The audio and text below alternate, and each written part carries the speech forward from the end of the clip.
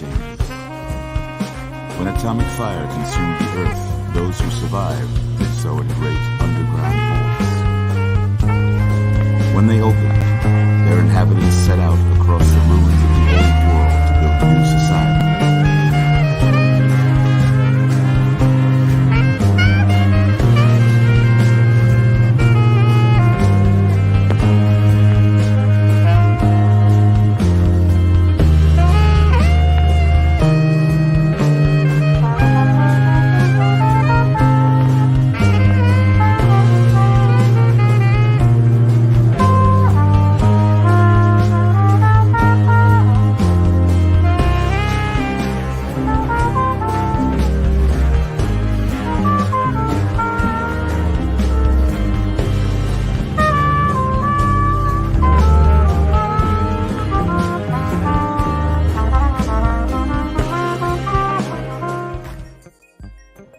Welcome back to Fallout Las Vegas. My camera is on, and now I'm off. It's going to be a fun night. All right. Anyhow, welcome back to Fallout Las Vegas, Episode 9, titled Salivation. Yep. When we last left our intrepid travelers from Chaos and Doom, they had wandered through the fantasy realm where they realized they were tripping balls. They figured out that if they drank the special Kool-Aid tea that strangely tasted like cherry soda, they suddenly would become unaware of their alternate distorted reality and realize that they were in virtual reality the whole time, which explains everything. They then proceeded to follow Buford. Well, more so, they realized Buford, the perfect black robot, was missing, so they tracked Buford, the perfect black robot, and tried to figure out where Buford, the perfect black robot, was, and discovered Buford was about 100 feet below them, in a section of the vault no one knew existed. So, the players all gathered together, opened the door, figured out the freight elevator, got into the freight elevator, and descended into the darkness. And now, we continue with our story. Where the players are now in the freight elevator. The elevator has reached the bottom, and they are now trying to figure out what to do next. Is that a good speech? Yeah. It'll pass. It'll pass. It'll do, bug. Alright, so. I don't know if you can actually see that. Okay, it is moving. Good. I wasn't sure.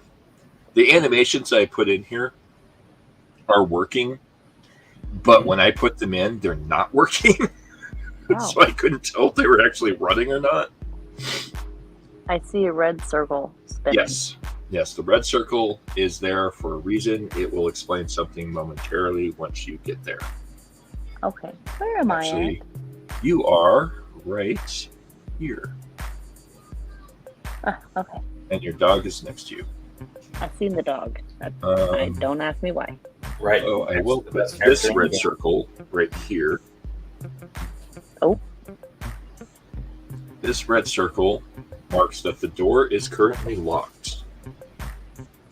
You've gotten to the bottom of the freight elevator. The door is currently locked. You were all standing around trying to figure out why it hasn't opened. What would you like to do? Can we look around for key? Sure, look around. Let me find the character sheet so I can remember what I did for searching, because in a role-playing game, characters often look around for things, but apparently this game doesn't know what searching is. They wanted to be so different, they failed to realize that there are some things you absolutely have to have. Right. Would it be All right, like so perception or something like perception plus repair or perception plus survival, either one. I don't have anything on either one of those. It's just perception. Straight perception. Warning, if it's just me, I is not a very smart cookie. Ah, well, this can be difficult. Over here. I'll just go with that. Mara, would you like to help? I can, yeah. Okay. Did I just hear another voice in there? Nope, I did not. Yes. You heard the other person in the background. The ghost of Christmas past. You're now in the game. Yep. You're the awkward voice. Give me one moment. I need to mute myself. I will be right back.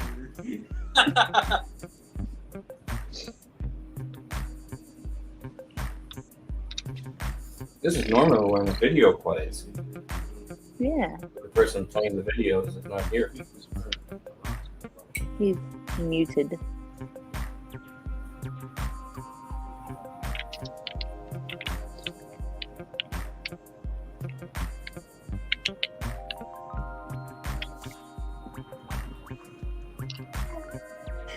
So, Jerry, if you have a... not Jerry. Jerry's the person I was just talking to. God damn it. Mara, if you have There. any of those skills or anything that you would like to include, you can include one additional dice. You can roll one dice to add to Emerald Moon's dice, and we can see about how well you guys can figure out how to unlock this door. So I roll it, or She, well, it depends. Which of you has the better stat? I only have 5. Okay. Okay, so Mara? I have 10 total. And total? Okay. So, Mara, you roll 2 dice. Brittany, bleh, God, it scrambled. Moon. Emerald Moon. Yes. Emerald Moon rolls 1 dice. Okay. Mara rolls 2 dice. And then you can roll additional dice, Mara, if you would like to increase your odds. Okay. And the difficulty is 10. Well, the target number is 10. 2 successes. 2 successes. Were they tag skills? Or Yes. what was your numbers on your successes? 3 and a 5. Okay, so the 3 is considered an automatic. So then you have 3 successes. Mara, Emerald Moon? Apparently, I'm not only am I not very perceptive, I can't roll dice today either. I got 20. Oh, snap. All right, so here's what happens. As you're both wandering around trying to figure out why the door isn't open, Mara discovers the door and realizes there's a latch at the side of the door and goes, "Ha-ha, it's just latched shut." At which point Emerald Moon walks over and kicks the bolt, bending it. I look at her in utter disbelief. If I could look in a mirror, I would look at myself the same. Wait, there's a bolt? But, crap. Oh, shit. So you've bent the bolt. What would you like to do? Thinking about going Qui-Gon Jinn on this door. You're right. I mean, Fuck this door. We're going to use a lightsaber. Sorry, laser sword. Legally distinct from that particular weapon. Right. All right. Max just is baffled by it. Ogre is confused. Blarf just looks in complete confusion. And Pops is still not sure what's going on. I rolled for each of them. They didn't roll very well. Can I use my intelligence plus Repair. to You can do intelligence plus repair or intelligence plus science to fix the bolt. I'll use repair Repair it is. because that would be an 11.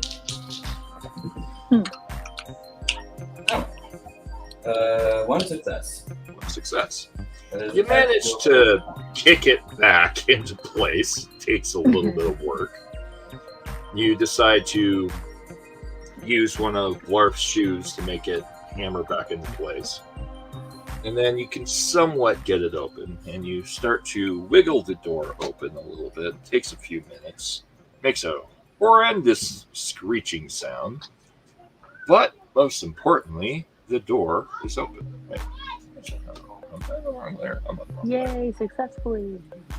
So the door No help to me. is open. The door is ajar. The door is ajar. Stepping into the new hallway, you see two more doors and Buford standing off to the side and a blue. Hey, it's Royal Kyle. He has decided to join us. Hello, Royal Kyle. All right, Oh, so wow. to bring you up to quick speed, were you following along in No, the I audience? just walked in the door. Okay. So, you got to the bottom of the elevator and discovered that the door was locked. Mara and Emerald Moon decided to investigate how to open the door, just as Mara figured out that it was just a hand lock and all you had to do was just slide the bolt. Emerald Moon walked over, kicked the bolt, and bent it. Mara then unbent it by using Blarf's shoe. And through some wiggling, jerry-rigging, and careful scraping of metal, got the door to open. On the other side of the elevator door, you find Buford standing in the corner, waiting patiently, and two locked doors. They are both very large doors that are set up like garage doors, metal-style rolling garage doors. There is a hologram in front of both doors that is showing that they are locked. What would you like to do?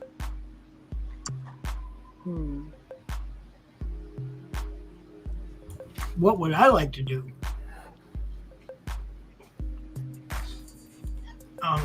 Who all is here now?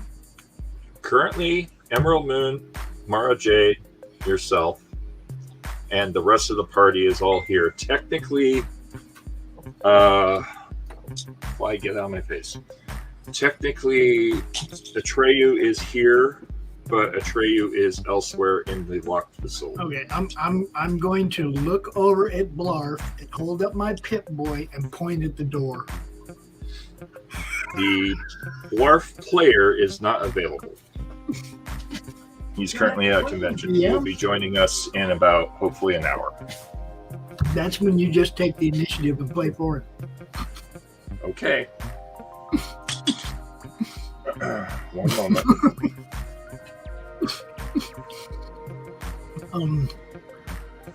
Give me one moment. I need to fix a check. Otherwise I say, Buford, can you open either of these doors? If that's easier for you.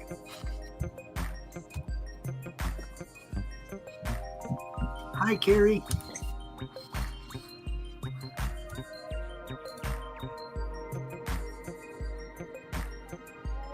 Give me 1 minute. I am fixing a technical issue on my end.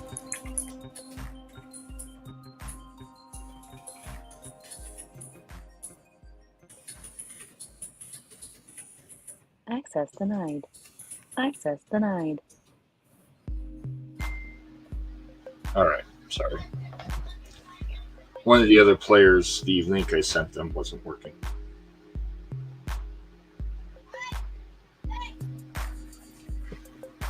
Okay, so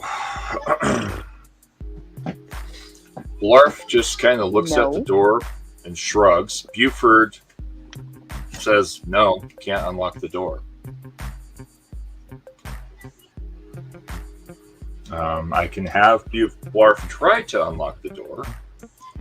Blarf walks over to a terminal next to the door and tries to hack the terminal.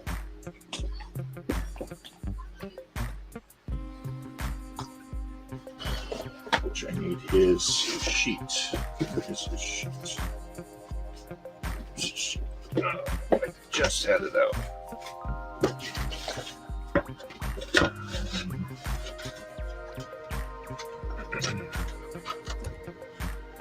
No, that's not good. Well, that's not good. All right, so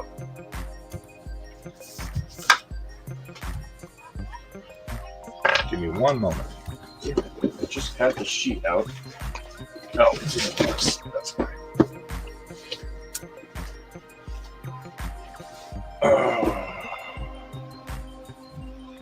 Would either of you like to also make an attempt at the other door? I'll go over there and like wave my big boy at it. Okay. So go over there and wave your pit boy at it, and it does not work. Well, see, it never works for me. It only works for Blarf. That's why I gave it to him in the first place. It's like he never told me how to use it. He just waves my arm up there and punches in some shit, and it opens, right? All right, so He never told me how to do it, so that's why I just defer to him when we come to these situations. Gotcha. Well, Blarf's intelligence is a 6, and his science on this sheet is a 3, although the player has a different sheet. What's going on with Mara? Mara's got some better investigative skills than me. Would Mara like to go look at the door, since how I tend to just kick them in and do nothing? Yeah, I was wondering. Hey, Yeah, Blarf. anybody that can get the door was my hero. Okay. One of them. I don't even care which one at the present time. Sure, we'll find out that will be a mistake later, but just trying to get out of here. Bed. Okay. Excuse me one moment.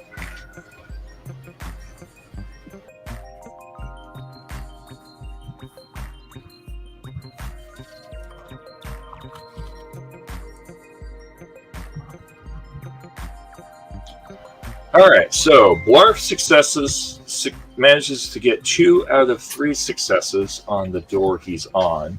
The door starts to begin to open and then jams slightly. It's opened by about 6 inches. Come on. Well, that's He's not gonna do. super strong. I don't here. Let him handle it. Blarf, open the freaking door, man. Blarf didn't do jack. Hey, there's No, I'm Blarf. telling you to open the freaking door. All right, I warn you, I may have to get off of here. I'm actually kind of on shift at the con. And a Triu's here. Hey. Fantastic. All right. Well, And I don't have dice, so somebody's going to have to roll for me. Okay. We can roll virtually for you. I can do that. Or we can do it virtually. Yep. I'm sorry, my dice are literally down in the game room. I didn't grab them. I'm all the way up in the most quiet spot that I can, and I have somebody sleeping in the room. So I'm sitting on the patio on my hammock. Gotcha. That sounds like fun. It does. It does. It does. Hammock Okay, nap. That'd be awesome. there we go. All right. Now I'm So- going to set up a hammock and take my computer outside. All right. Hold on. So, Blarf, you have succeeded 2 out of 3 successes to open the door that is currently in front of you at the terminal you are standing at. You will need 1 more success to hack the terminal. Well, am I hacking the terminal or somebody else? You are. Yeah, I'll go ahead and try. I do work on electronics. Yep.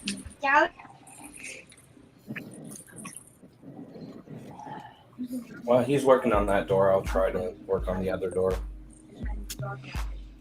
All right. I will need you to do a perception or intelligence plus either lockpick or science or repair. It's going to be repair because I believe that is a tag skill. It is tagged. You are correct. Uh-oh. I think we just lost a try. What's the base ability again? It is either perception or intelligence. There's a try.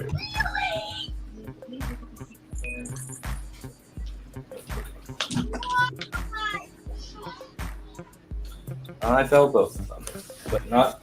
I can give it a shot. I've got Yeah, my Lockpick cup skill. fell over. Okay, go for it. Oh. My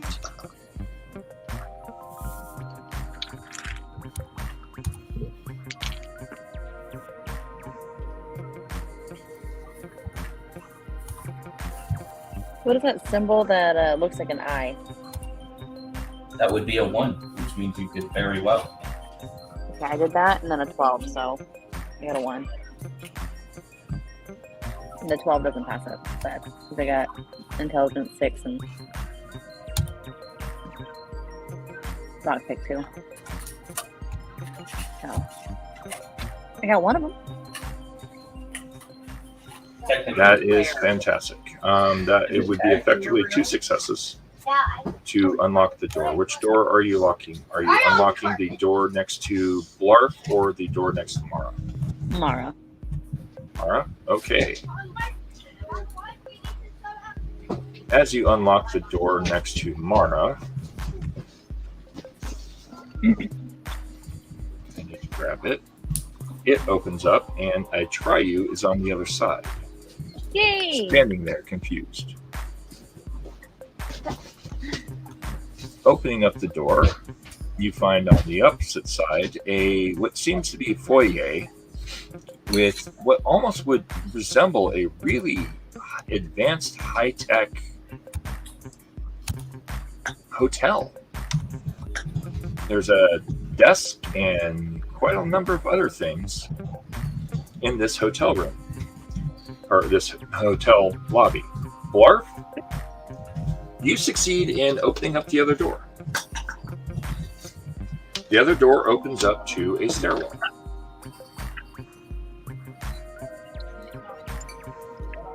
Move the icons, and then you can go up the stairs. There we go. What would all of you like to do? And over follows. And Dog. And John.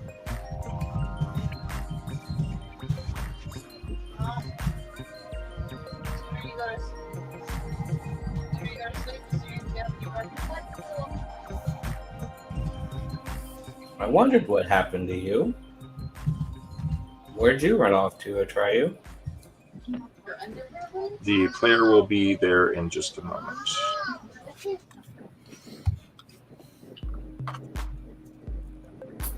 I'll play for her because she is currently dealing with a small gremlin.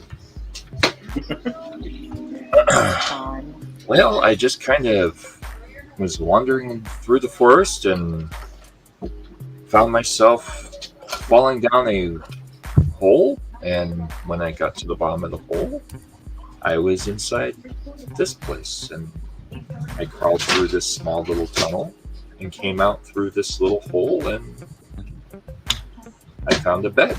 And I've been sitting in here, along with Bob. Bob? Bob.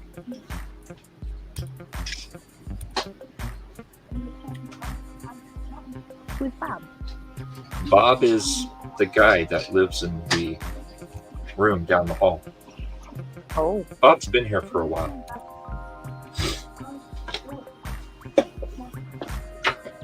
Interesting. Turn down the volume on that.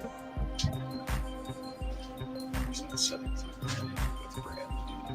Yep. Right. There we go.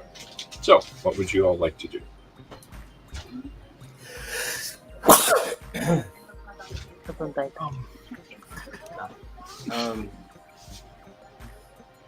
Start exploring the space, I guess. Trying to figure out where we're supposed to go from here. I'm sorry, can you say that again? I'm having difficulty hearing people. I'm going to try to explore this space over. Okay. I'm walking towards this space over here. Okay. Well, walking into the hotel room, or hotel lobby, it looks like a normal hotel lobby. On your left is a desk for entry and access, where basically your bellhop would be your cashier clerk. On the right is a rack of magazines with pamphlets and such. Further down the hallway, you have different doors. Each door is a different room number. Each room seems to have a basic room setup. You'll have to see what's in the actual rooms once you enter them. But further down, there's a lobby area that's like kind of a lounge area. It seems to have holographic teleprompters showing some TV show. There's a whole bunch of vending machines of all different types of foods, and they all seem to be fresh foods. And at the far end is bathrooms and maintenance. In the center of the lobby, along the right door, is another security locked door that is a very large garage-style door, about 6 meters wide by 15 meters tall. Not 15, sorry, 15 feet tall. I'm going to beeline it for the vending machines because I imagine I haven't eaten in a while. This is true. Most of you have not eaten for a while, and you are starting to realize you could probably eat something. What would the rest of you like to do? Food. Zombie walk to the vending machines. You're going to zombie walk? Yes. Food. All right. Emerald Moon and... I'm going to kind of wait and see if everybody survives. Okay. All right. I've already been tricked into eating something that tripped me out for the next 4 hours. Whatever. The last 4 episodes. All right. Emerald Moon and Mara Jade are staring at the vending machines. Mara Jade's Emerald Moon's dog follows along and goes and curls up on the chair. If I can get the icon to move. It curls up on the couch behind her and is somehow under the couch because that makes sense. Okay. I'm going to send that to the bottom. Not where? No, come on. Come on.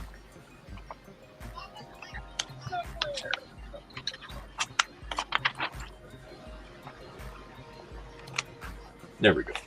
All right. So, you're going to wait for everyone else. Atreyu is just kind of standing there.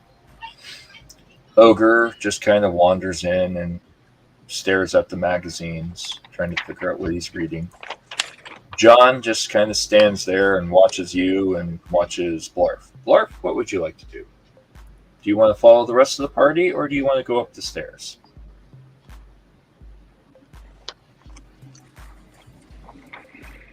Blarf? Well, Blarf has discovered he has thumbs again. All right, so Atreyu wanders back inside, and then we'll move Atreyu up with the others. Come on, Atreyu. And she sits next to the dog, or he sits next to the dog. Mara, Emerald Moon, you are standing before a bunch of for whatever reason, I wasn't able to get to my mic. My signal is not the greatest out here. No worries. Good. Hold on. Yeah, I'm going to follow. Okay. You're going to follow the rest of the party. All right, so Blarf decides to follow the rest of the party.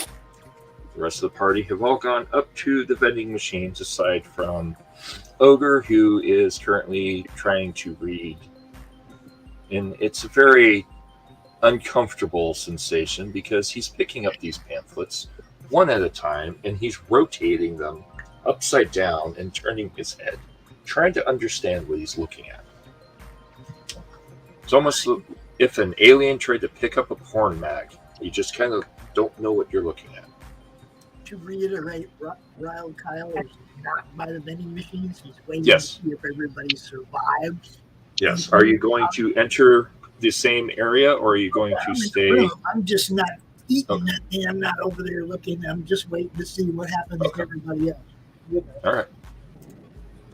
Because I didn't tell anybody go get something to eat out of that fancy machine. They all just ran over there like little kids at a candy store. So, Okay. you Well, know, no discipline whatsoever. Yeah.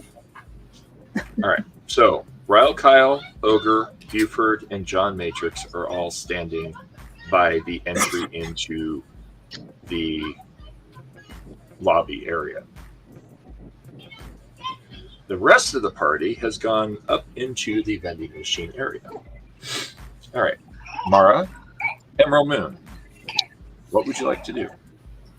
I'm going to try to use my pit boy Okay. and access the vending machine so I can get food. You go to use your Pip-Boy, and you realize that the Pip-Boy doesn't interface with the vending machine. Oh. I start hitting buttons. There are buttons, yes.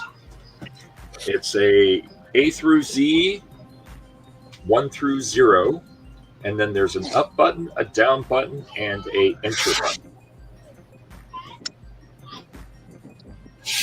But there is no interface for income or chips or anything. There is a strange little icon in the middle vending machine that looks like a bottle cap. I hit like, I see like a candy bar or something, and I hit that sequence in and then hit enter. You plug in the enter, a little machine whirs to life. It brings a conveyor belt up to the candy bar. The candy bar slides out onto the conveyor belt. It then brings it down, and a little tray opens up, and there's a candy bar sitting at the bottom of the machine. I'll be right back, guys. Sure. Sweet. What would you like to do? I'm hitting more buttons in. I'm making it more like this. How many would you like to eat? Or how many of you... Excessive. Like getting a couple of bags of chips and a couple of candy bars type thing. Okay. How many candy bars do you wish to collect? 3. No. Hold on. 3? Okay. The machine just repeats the process. You do notice that the machine that you're standing in front of only has candy bars and chips. The middle machine has soda bottles, actual bottled soda. But the process goes through the sequence, and when it's done, you have in front of you a little tray with 2 bags of chips and 4 candy bars. The machine in the middle with the bottled soda, however, simply says, please insert appropriate caps. I just stare at it in confusion. Okay.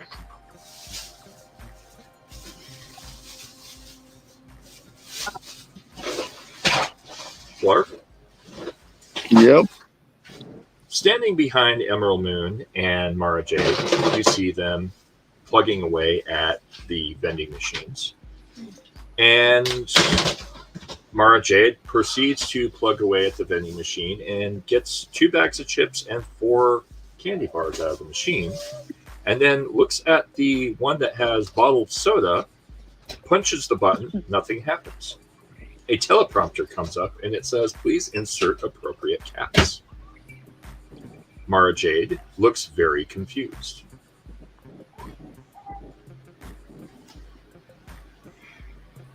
How much, or is there anything on the thing that indicates how many bottle caps? Well, would you like to look? Yep. All right. You take a look at it, and it seems like when you enter in the number sequence, it gives you a number of bottle caps. How many?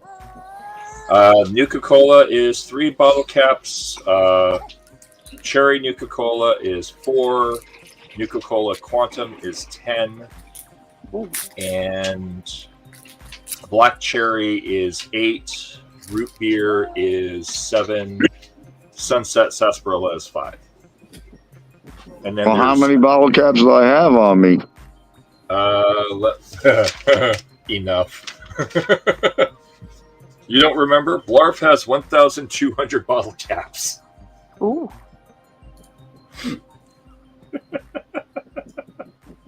No, I'm sorry. It was more than that. It was 1,500, wasn't it?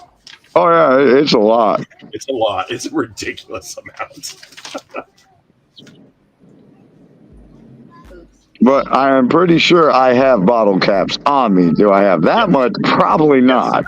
No, your character has 1,500 bottle caps on. One. As a rich super mutant. We're at 15. I got 15, dude. So I know what credits are, but what are bottle caps? Currency. Well, understand, character is asking, I believe, correct? Mm-hmm. Okay, so Blarf literally holds out his hands of a handful of bottle caps. I have a pocket somewhere with bottle caps. You have a small leather bag that's on your waist that's just filled with bottle caps. Ooh, I got a fanny pack. Yep. I'm pretty sure he was still carrying all the winnings from the race. May I have some to buy a drink? Yeah, I'm going to get the quantum. Okay. That's the good stuff. Blarf walks up to the machine, types in the Q1. It flashes 10 bottle caps. Do you put in 10 bottle caps? Yep. You put in 10 bottle caps, the machine glows, and a glowing drink comes out at the bottom in a bottle. Oh. Yum. No Blarf. I drink it. You drink it, all right. Do you Blarf happen to opens. have more bottle caps by chance? I just told him. I just said, yo, Blarf, grab Daddy one of those. Did he just ask me to buy him a drink? Yes, he did. Okay. I throw another handful of bottle caps into the thing, and I get him a quantum. All right. I don't think this is going to go well for Kyle. Spits out another quantum. I like that. That's good stuff. All right. What was I'm the one looking that at was the 3 bottle caps? The 3 bottle caps was a regular Nuka-Cola, which I am currently looking in the mini book to see if I can find the effects of what these drinks do. There we go. Oh, all right. Nuka-Cola Quantum. Cola, cherry whiskey. Yeah, that's really wrong.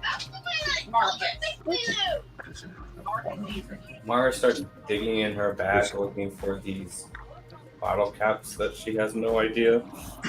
All right. Find You some. find roughly 15 bottle caps in your pocket. Then she looks back up and then starts looking through the machine going, where's the grape? There is a grape. It's under G. Oh, okay. Then I get the grape. As you push up, you see a grape line. Get the grape line. Well, I'm saying so it's rows of drinks, and as you push the elevator, it changes and shows you different rows. And this row is 10 grape bottles. I'm trying to find the effects of Nuka-Cola. Because each drink has an effect on the character. Yeah, most of them are HP boost. Some are HP boosts, some are stat boosts. I just thought it was funny that Mara Jade likes grape soda. Does the character actually like grape soda? I don't know. Although it would be funny, right? Oh, that much. No. Quantum 163. Here we go. Some dice. 163. Here. 163. All right, so Nuka-Cola Quantum. All right. That just explains what the fuck the drink is. It doesn't explain what it does. Yay, designers. I'll pull up Fallout 4 on video. Yeah. Twice the calories, twice the carbohydrates, twice the caffeine, twice the taste. The drink's distinctive blue glow comes from the safe for human consumption isotope additive developed by beveragers working within the United States military. Most bottles found were from special pre-release batches sent to the chosen retailers or found in trucks in the process of shipping the product. The drink's effects are extremely potent, but we're not going to tell you what they are because we don't design games very well. Just give me a minute. I'll have that info. I know. I find it fucking hilarious. If you want to make the game, oh wait, here we go. So you immediately gain 5 AP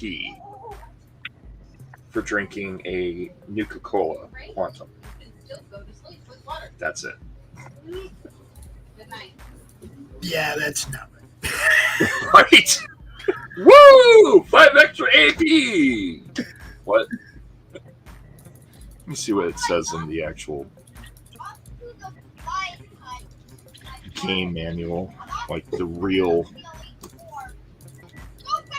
Oh, okay. So in the video game, Nuka-Cola Quantum gives you 400 additional hit points. So we'll say probably plus 40 hit points across your entire character. Dad, Yes, doesn't this look like a rainbow trail? it does. Go to bed. You also gain. So you gain. Why did I just refresh? A single Nuka-Cola Quantum is worth 50 caps. Oh wow, there's a bunch of different ones now. Nuka-Cola Nuke, Nuka-Cola Side, Nuka-Cola Cooler, Void Extreme, Quantum Crunch. I don't know what games those are in. Right? They're in 3, 4, and 76 right now. You know, and it's like you got cherry, regular, and quantum. yeah. I've never seen. All right, so the effect, according to the wiki, I can give you the exact what stats from the game because I'm in the game now. So, quantum is 600 HP, 2 rads, 100 AP, and each one weighs 1 pound. Value 50. Yep. Nuka-Cola is 30 HP, 2 rads, 10 AP, and weighs 1 pound. And cherry is 75 HP, 2 rads, 25 AP, and weighs 1 pound. all right, so there you go. That's straight out of the video game from my level 27 badass. And I do mean badass. All right, so let me see what Sunset Sarsaparilla says in the wiki real quick while we're pausing for a moment. And see, they don't even have that in any of the games that I've seen except New Vegas. What, Sunset Sarsaparilla? Yeah, it's the only game I've seen in it. It's only in New Vegas. That's because New Vegas wasn't officially directly a Bethesda. It was a sub-project by the original designers of Fallout. In the agreement of transferring Fallout from the original owners to Fallout 4 or to Bethesda, they made an agreement that the original designers would make a game, and they only gave them 3 months. But they're re-releasing New Vegas using the new engine, and it supposedly looks really good. I like I just Yeah, sent me you, too. Sent you something. Huh? I just sent you something on Facebook. Okay.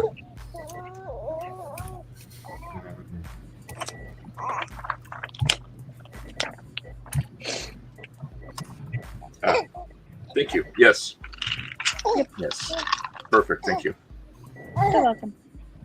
All right. So, Sunset Sarsaparilla, if you decide to drink one, Gives you 2 hit points per second for 25 seconds. So in theory, your character will actively have +2 HP for 5 rounds. You also gain 1 bottle cap, and then you get +5 dehydration.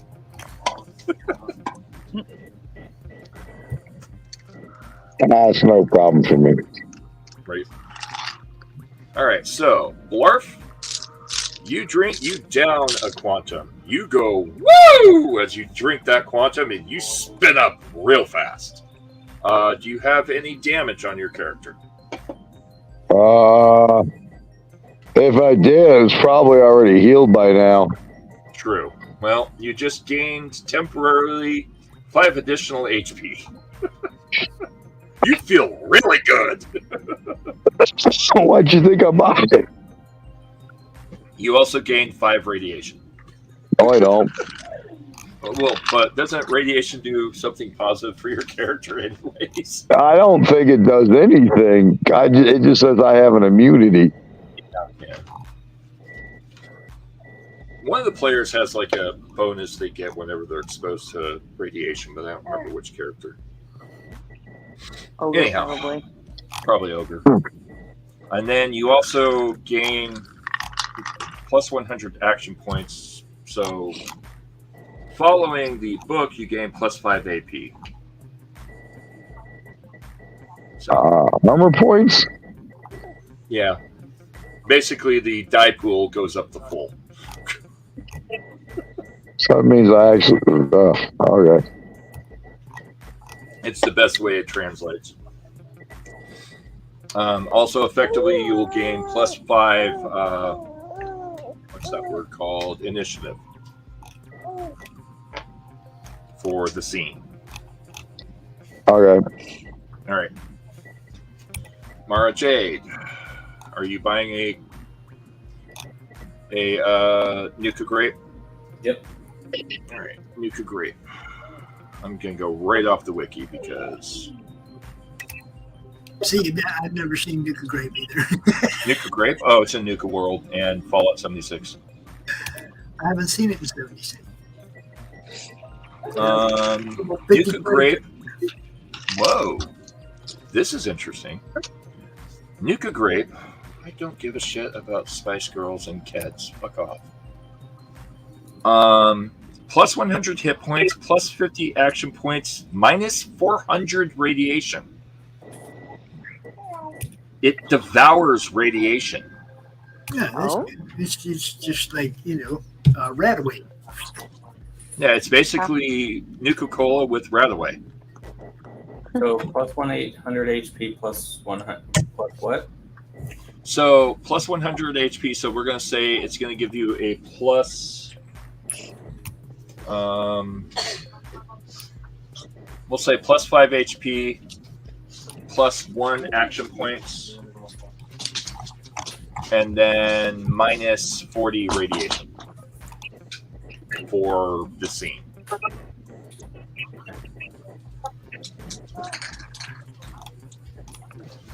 Go to bed. I'm not telling you again. How much did they cost? 8.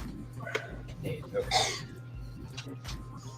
So Oh, and did you open it? not yet. Okay.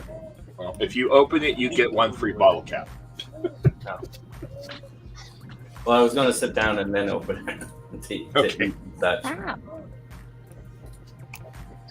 All right. So. Pops or Kyle, Yes. did you drink your Nuka-Cola? I was waiting for somebody to tap bottles with, so as soon as somebody else opens one, I'm going to open mine. Yeah. Blarf just cracked it and pounded one. I know. He didn't put the cheers with nobody. He's a dick.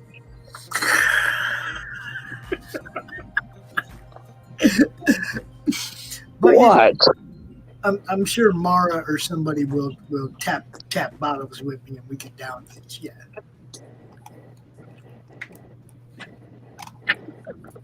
Maybe my head of security. How about it, Emerald Moon? Have a drink? Have a drink.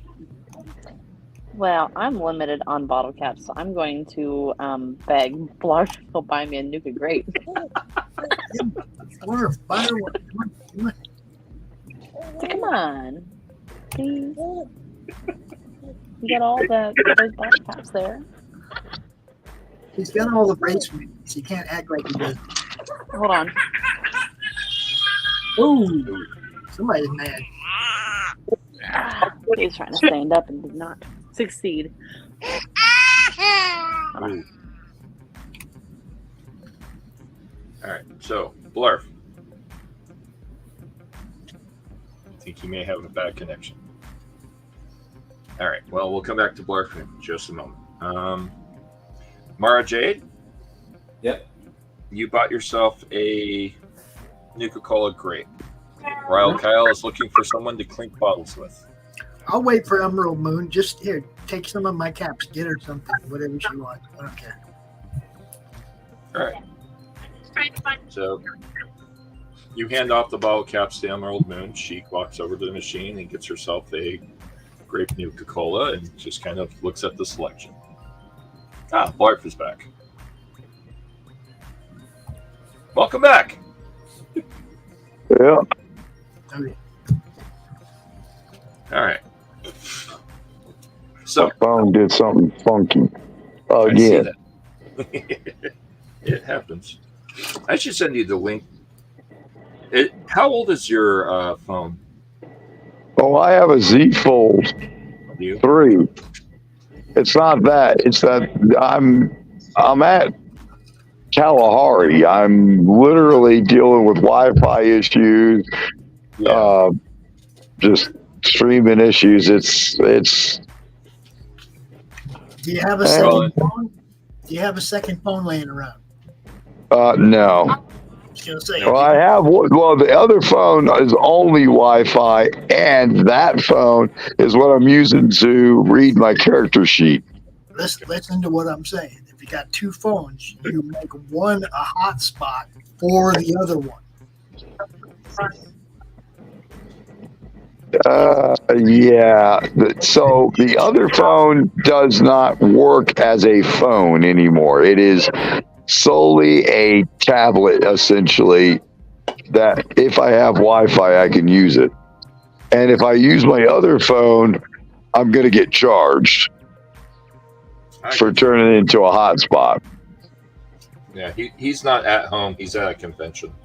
Yeah, I know. That's why you always take two phones to the convention. You make one a hotspot, and you use the other one to do your interviews or whatever. Been there, done that, you know. I'm not so tech savvy. I wouldn't either till I had to do it.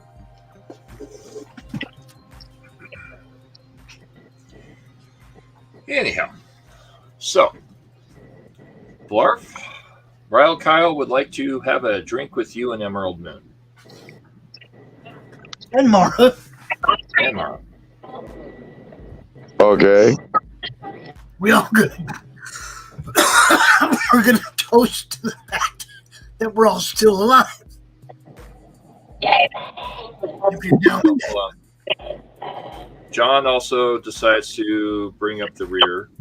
I'll bring Ryle Kyle up since I forgot that you don't have your interface up. So Buford, I'll bring up. Give me one moment while I bring everyone up. Ogre, confused by what he was trying to read, wanders into the room and stares at the rest of the group. Hold on. Oh, that's Ryu. Oh, yep, there we are. Hi. Howdy. Howdy. So, you are sitting in the room with everyone else. Everyone is sitting in a hotel lobby, and they are sharing drinks from the vending machine. And including the small baby. Who is very happy. He got puffs, and now he's in his walker, so he can't fall down with puffs. Oh, even better. So, John, everyone's standing around, and having a celebratory drink. We're all still alive, and this vault, as shitty as it was, is suddenly a lot better.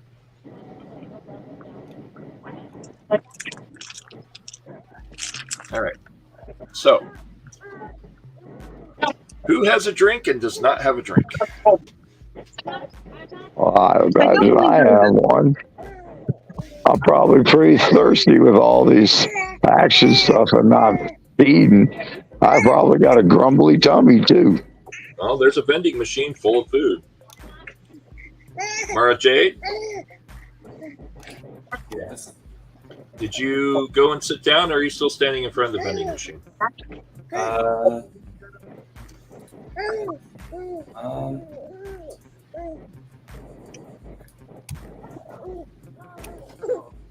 you went to sit down. Although apparently the chairs are on the wrong layer. Yeah, I noticed that too. Now let me put them on the right layer. There we go. There. Come on.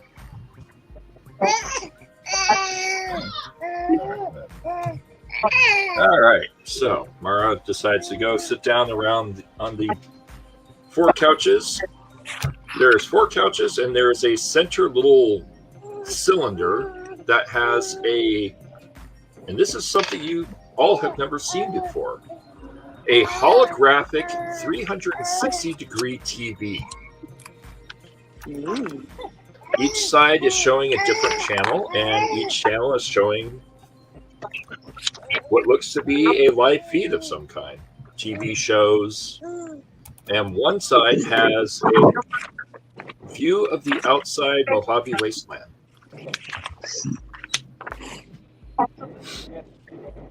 Showing the current weather, scrolling along the bottom and showing current information.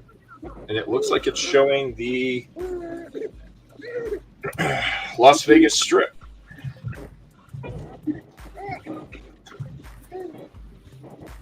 What would you like to do?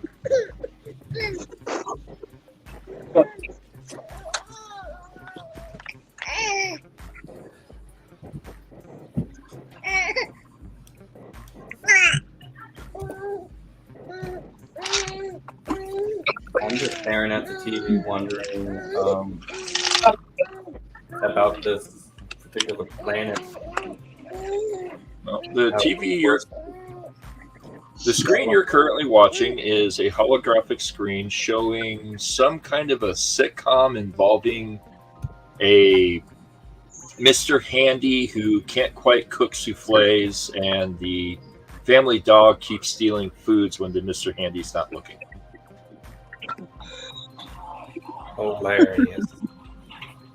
And the Mr. Handy is very confused because he sets out 2 cans of condensed milk, 4 pieces of Brahmin steak, some regular food, and then turns around to grab something else, turns back, and there's 3 Brahmin steaks. And then is confused, turns around, grabs another one, turns back, and there's 2 Brahmin steaks. Repeat the sitcom. And the dog is sneaking the food off the table while he's trying to cook dinner. Is there anything in that vending machine for my dog? Yes, there is dog food. There's a kibble vending machine for pets. It is the 3rd vending machine, this one here. Come on. I'll check that one out. Does that one cost any down? Just push buttons on that one. It's just push buttons. Okay. I'm gonna get some dog food and some chips. Dog food for your dog, and then chips for yourself. No, backwards. No, yes. Okay. All right. So you managed to get yourself a small little 1-pound bag of dog food, and you go and get yourself a small bag of chips from the other vending machine. And it seems to have everything you need.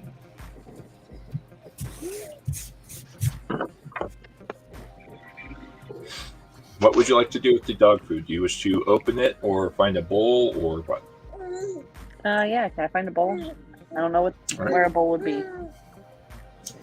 Well, that's a good question. Looking around, you don't see any actual utensils or anything for food. Do you want to explore a room or the bathroom, or what would you like to let's do? explore one of the rooms. One of the first one up there. Hey, man. The first room? I'm sorry? Got some potato crisps in it. Oh, yeah. There's potato crisps.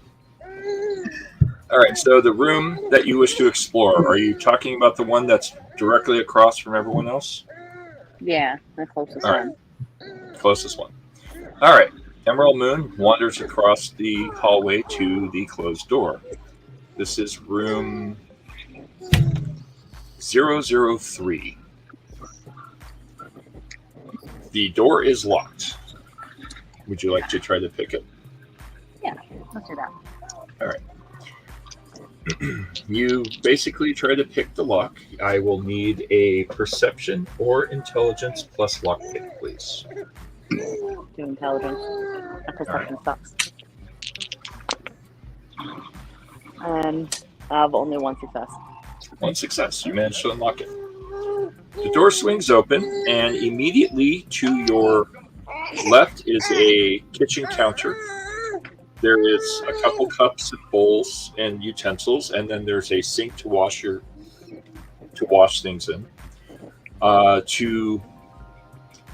There's a small hallway just past it with a standing shower, big enough basically for Superman.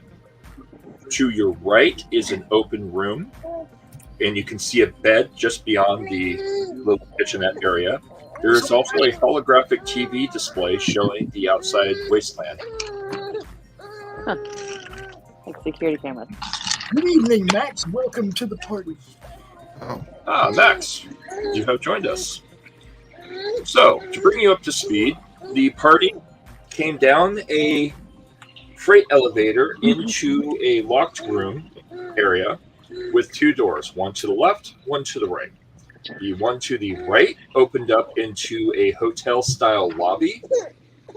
I'm sorry, the one to the left opened up to a hotel-style lobby. The one to the right opened up to a set of stairs. No one has gone up the set of stairs. Everyone is currently in the hotel lobby. And you have found that there is couches as well as holographic TV displays. And everything is really high-tech. There are vending machines with food and drink and everything your characters could foreseeably need, all conveniently available. The only thing you have to pay for is the Nuka-Cola. Down the hallway at the other end is a set of bathrooms, and there's a maintenance door, and then along the left side of the hotel are individual hotel rooms, and Emerald Moon just walked into one of them. Okay. This is weird. Everything just changes on a dime. Every place we go is different. Basically, we all have a Nuka-Cola. I just got me some potato crisps. We're just like chilling and looking at this TV screen right now. Yeah. I'll grab a Nuka-Cola too. All right. You grab a Nuka-Cola. What flavor would you like? They even have Sunset Sarsaparilla. I want the regular Coca-Cola Classic Nuka-Cola. All right. That is 3 bottle caps. All right. You put in 3 bottle caps. As soon as you open it, ain't that cool? Yep, right. 3 caps and you get 1 back. Exactly. All right. You sit down. Do you crack it open, I assume? Yeah, of course. All right. Start slugging it back. Slug it back. It tastes like a regular Nuka-Cola. It's ice cold and crisp and refreshing. You immediately gain 2 action points, and you heal 5 hit points across the board. Okay. You also get +2 to all actions for the scene. Sweet. Everyone's just kind of sitting around, eating and celebrating this surprising find. Yeah. It's kind of cool. Potato crisps. I'm like gonna pop these open and All right. it's the freshness. All right, you crack open the potato crisps, and they heal 1 point of health. They also satisfy, basically, I'm going to say 5 points of hunger, because there's no real hunger scale on here, which is strange. Like, okay. Since I know those heal now, though, I might have to take some of those with me. Right. I'm quickly checking just to see. I'm not really sure what these things are all about. I can't say that I've ever seen something like this before. Yep. And yeah, Atreyu, you've been stuck here for about roughly a day. You fell down a hole and came through basically a vent into one of the bedrooms. You've been hanging out here for the last day trying to figure out where everyone went. You met a guy by the name of Ben who lives in this hotel room here. Come on. There. Ben is in that hotel room there next to Mara J. Ben has apparently been trapped in this hotel for about, he says, roughly a year. Wow. Ben, huh? Yep. Where's Ben from? When did we get to meet Ben? You hiding Ben? No. I try you. Have you been hiding Ben? No. Ben went to sleep about an hour ago and is apparently sleeping in his hotel room.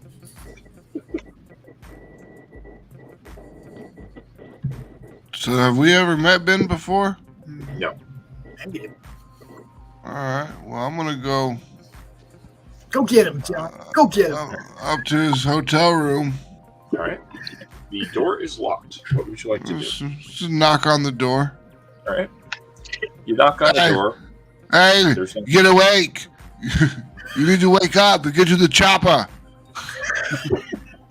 Go to bed.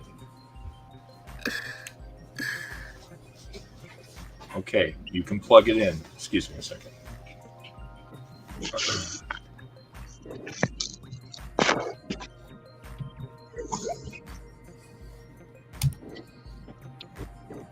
I want to thank everybody who's watching. And if you're watching, if you got a branch, whatever, use it. Drop your friends' links in the chat so other people can see them and then go check out their stuff. It's part of why the network exists, so take advantage of it. All right. So, groggily, you hear some stumbling and some and something is slowly moving towards the door. Groggily, guy opens up the door. He's wearing a Vault 85 jumpsuit, and he just looks at you and goes, "What?"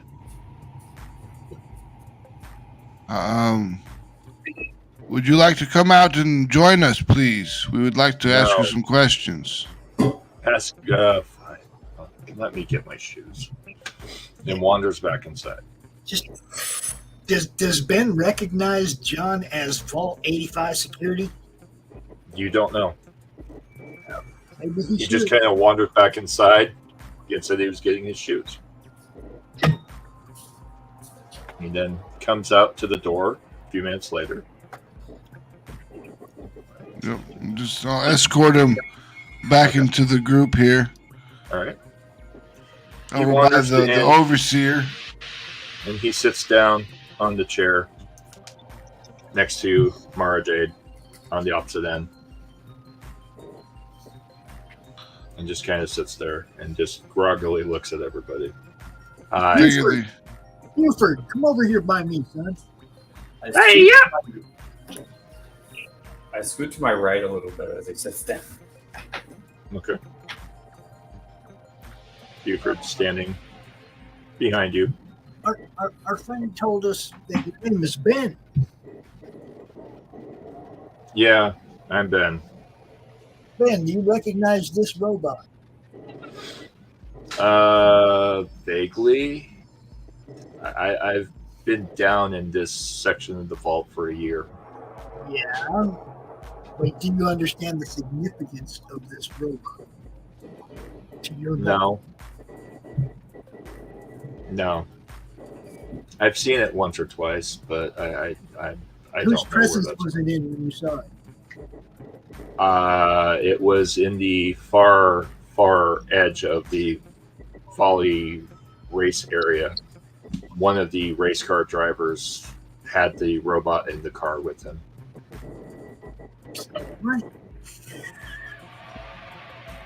Race car drivers. Awesome. Yeah, I was on floor 14 before it collapsed. It was like this death race apocalyptic thing. Oh, that would be sweet. The entire floor collapsed about a year ago. Only like 5 of us got out of there. Did Frankenstein make it? No, unfortunately, Frankenstein died. He ran into a pylon that had a bunch of ghouls that were basically our targets to run over, and the entire ceiling collapsed on top of him. So you were a driver? I was. Nice. I wasn't very good at it, but I competed in the race every year. Well, you're good enough to survive. Yeah. That was kind of the rule And on our floor. And I'm actually a very good race car driver. So maybe Good to hear. Yeah, after the ceiling collapsed roughly about a year and a half ago, I managed to get out of the floor, went up through something, and then got to this weird fantasy area, and then wandered through this endless forest, and then fell down a hole. And then found myself crawling through this small cavern that I could barely fit through, and I just scooched along until I fell out in my room there. And then I tried to get out of here, but I'm not very technical. And I've just been stuck in this hotel room ever since, living here, eating the food, using the toilet, occasionally showering. Who refills the machines? They refill themselves. They're automatic. Interesting. It's something with this room. I guess this room is like the scientist room. They were using it for their research. I don't know.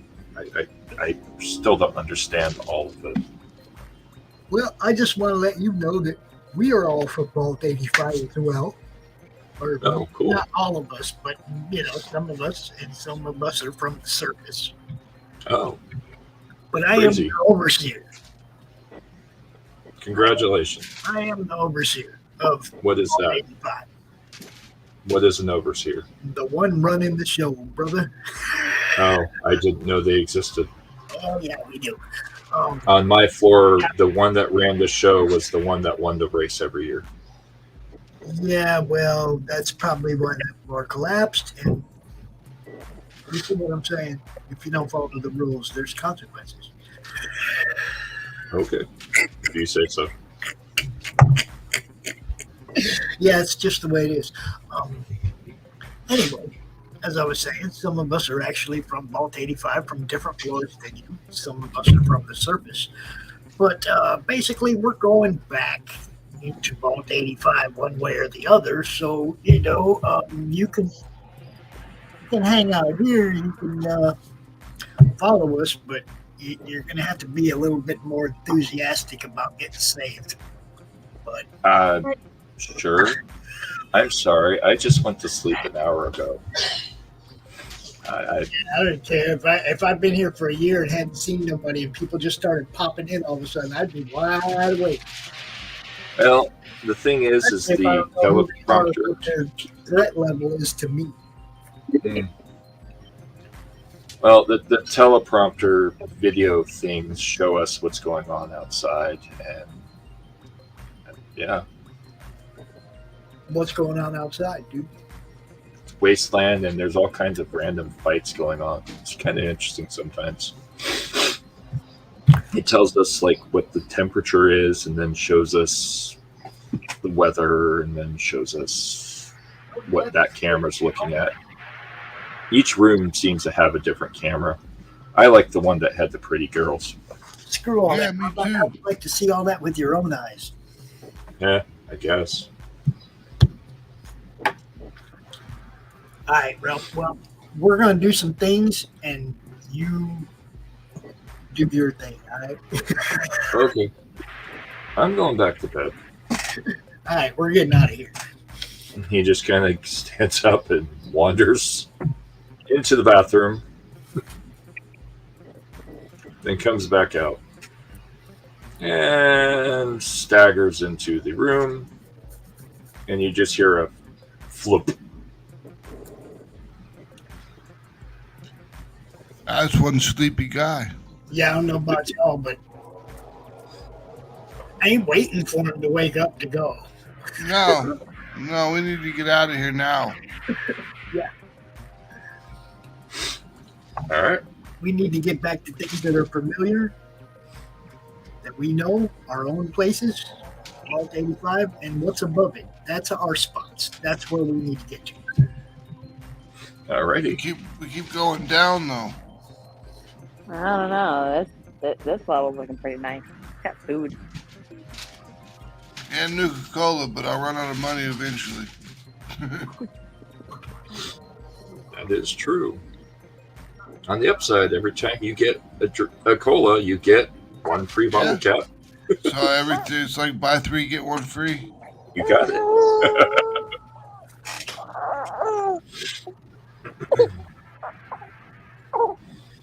So, all right, so Emerald Moon, you were looking in the room. What would you like to do? Would you like to grab a bowl for your dog food, or do you wish to explore that bedroom? I would like to get a bowl for the dog. All right, you grab a bowl for the dog. Do you go back to the rest of the area with the rest of the party? Can I explore the room first before I take the dog bowl out there? Yeah, go ahead. Take it with me. You turn the corner and you see 2 queen-size beds and 2 nightstands. There's also a TV on the wall, a holographic image on the wall that's currently showing what looks to be the Las Vegas Strip.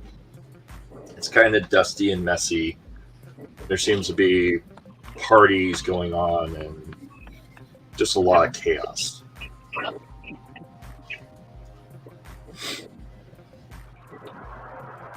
What would you like to do? I'll go back out to the hall. Feed my dog. Okay. Eat my shift.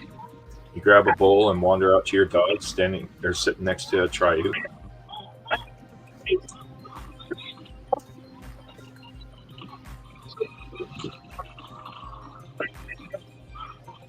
And I assume you pour the food into the bowl and give it to the dog? Yep. All right. Pour food into the bowl and give it to the dog. The dog happily descends upon the food and starts eating away.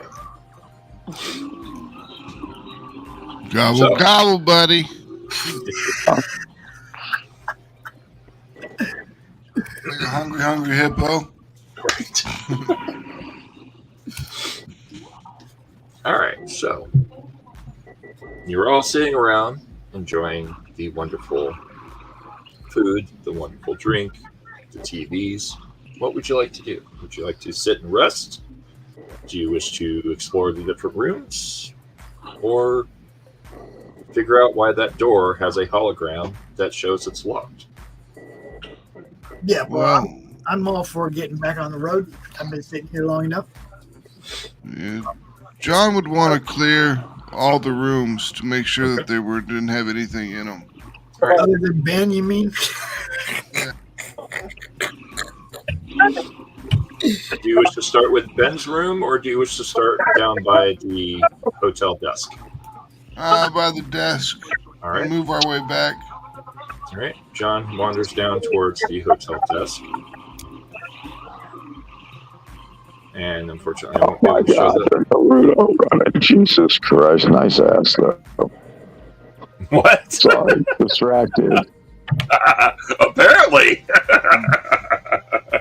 Do tell us, what do you see? A thong. Thong. I thought that the week after this was actual game. The next actual game session is next week. We were supposed to have one last week, but I had to postpone it to this week because of another event that was going on. Yeah, sorry if I distracted you. I was like napping. That's perfectly fine. You had I'm great timing. exhausted. But let me know when. Go ahead, get back to what you were. I got distracted. I'm being a chaos god. Hey, that's what matters. All right, so John, do you wish to explore the room or explore the front desk? Let's check out the front desk first.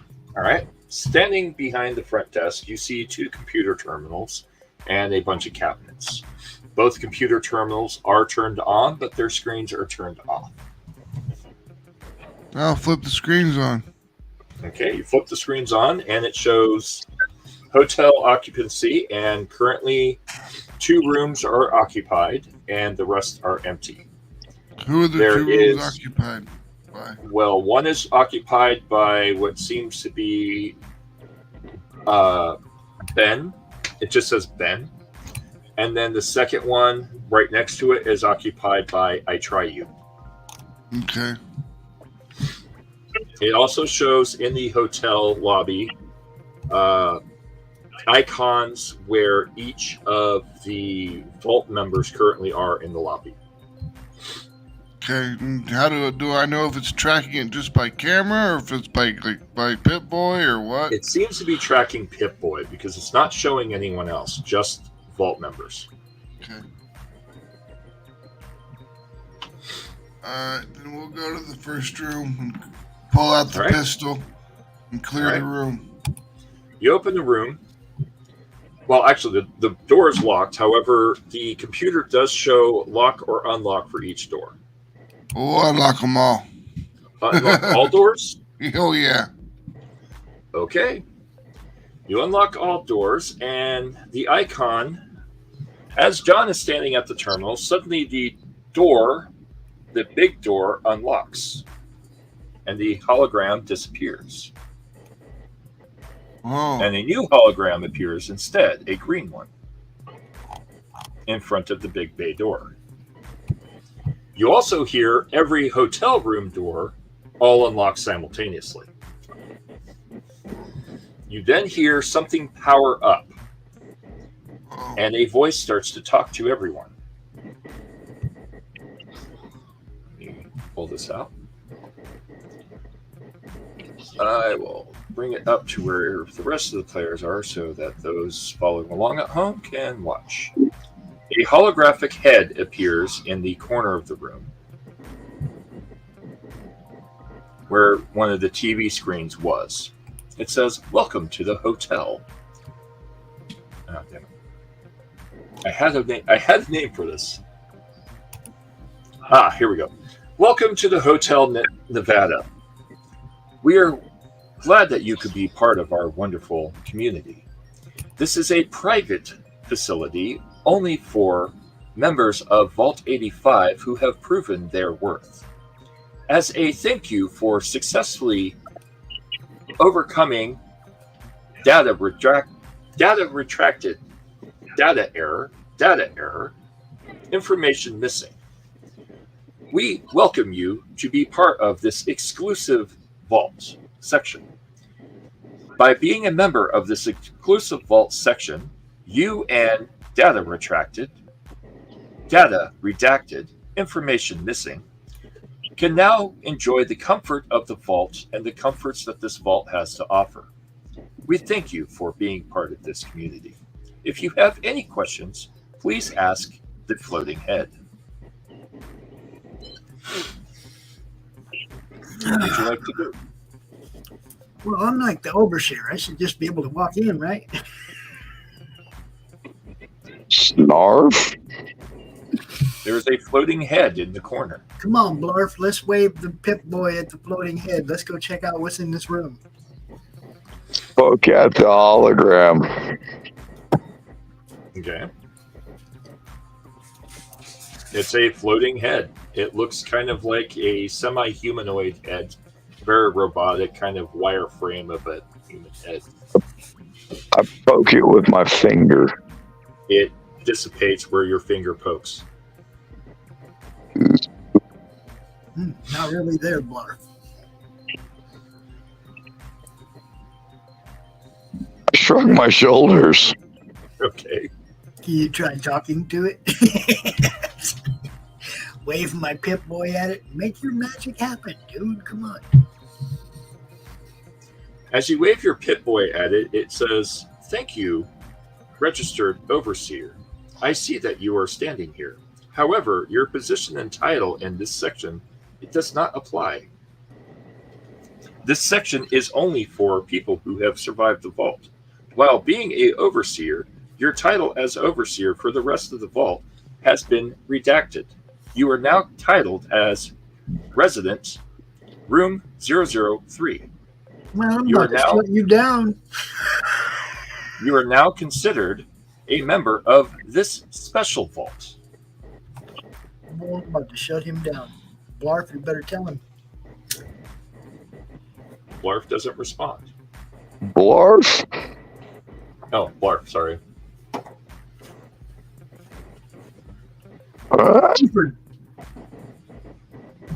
Buford does not respond. No, this is some bullshit right here.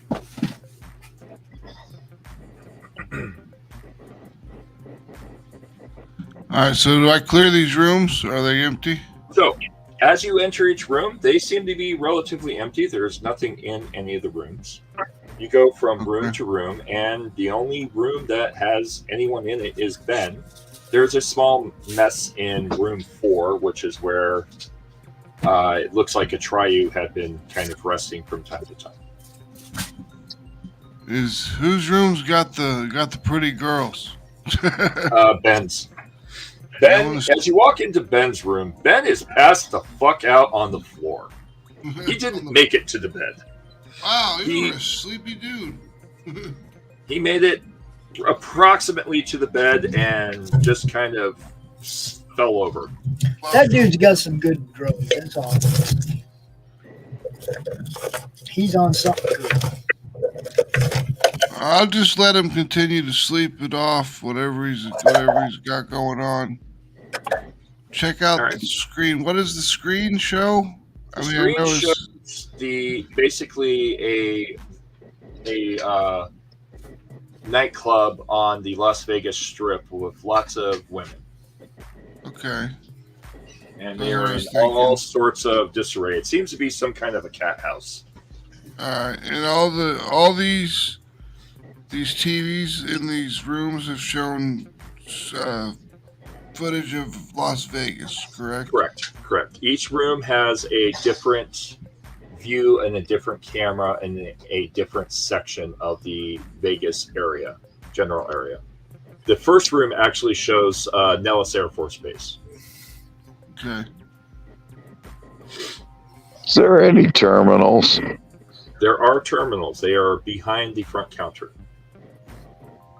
I go behind the counter to one of the terminals. All right. Both terminals are turned on. It currently shows that all doors are unlocked within the hotel area. There's a status error.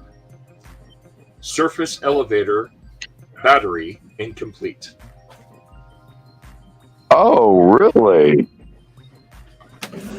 Freight elevator locked into position and cannot be uplifted. All right. Search for battery supplies. That's going to be science, I think, and intelligence, right? Yes. All right, hold on. Let me pull up my numbers. Hold on, because, I also want to look at that. Because, let me see. Well, Kyle, the only person that currently sees that screen is Blarf, and Blarf has not relayed it back to you. He watched me go over, but he has to go around to see what I'm doing. Because the only other person that knows of that screen right now is John Matrix, who had wandered over there and actually unlocked all the systems.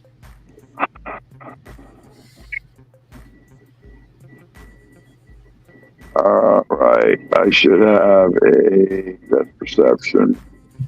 Intelligence 6.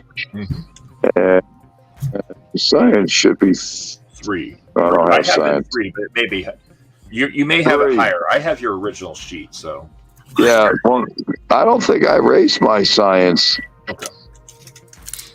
I might have, but I don't remember doing that. Your science is currently 3 on my sheet, but this is your original sheet, which hasn't been updated. Yeah, I don't think I raised it. I'm going to go with that. So that's a 9. Okay. All right.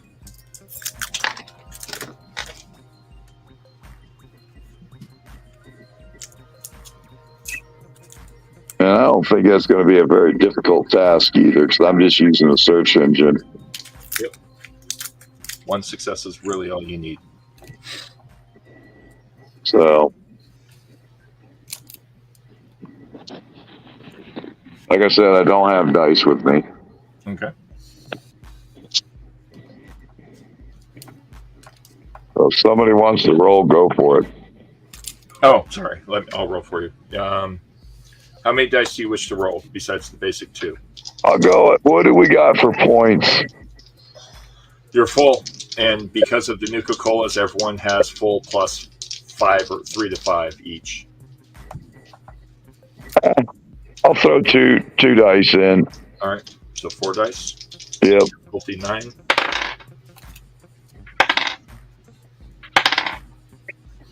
All right, so you got 2 successes and then a phenomenal success. Oh, so that means we're recovered. Huh? Yeah. So yeah, 4 successes.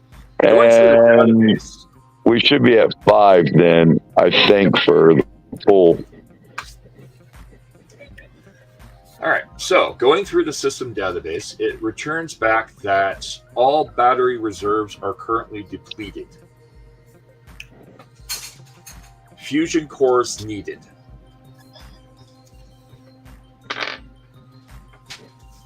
Okay.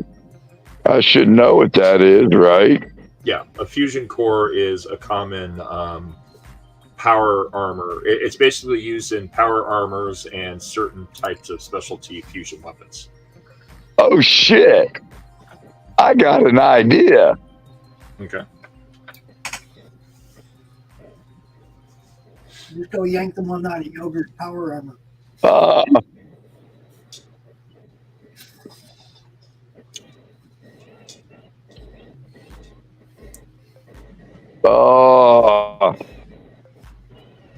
Snarf! Snarf, snarf, snarf! I start making a little bit of ruckus Okay. to get everybody's attention. Blarf is making all kinds of noise in the corner Snarf, snarf, snarf! where the front desk counter is. And he's trying to get everyone's attention. Okay, you got my attention. Yeah. Wave over, boss man. Okay. Kyle, do you go down to where Blarf is? Oh, yeah. Okay. You wander down to where Blarf is, and you can see the We're off the screen. You can't see anything. I know this because it's currently following Mara J. So I'm going to explain it to you. I'm just moving your character out of the camera view.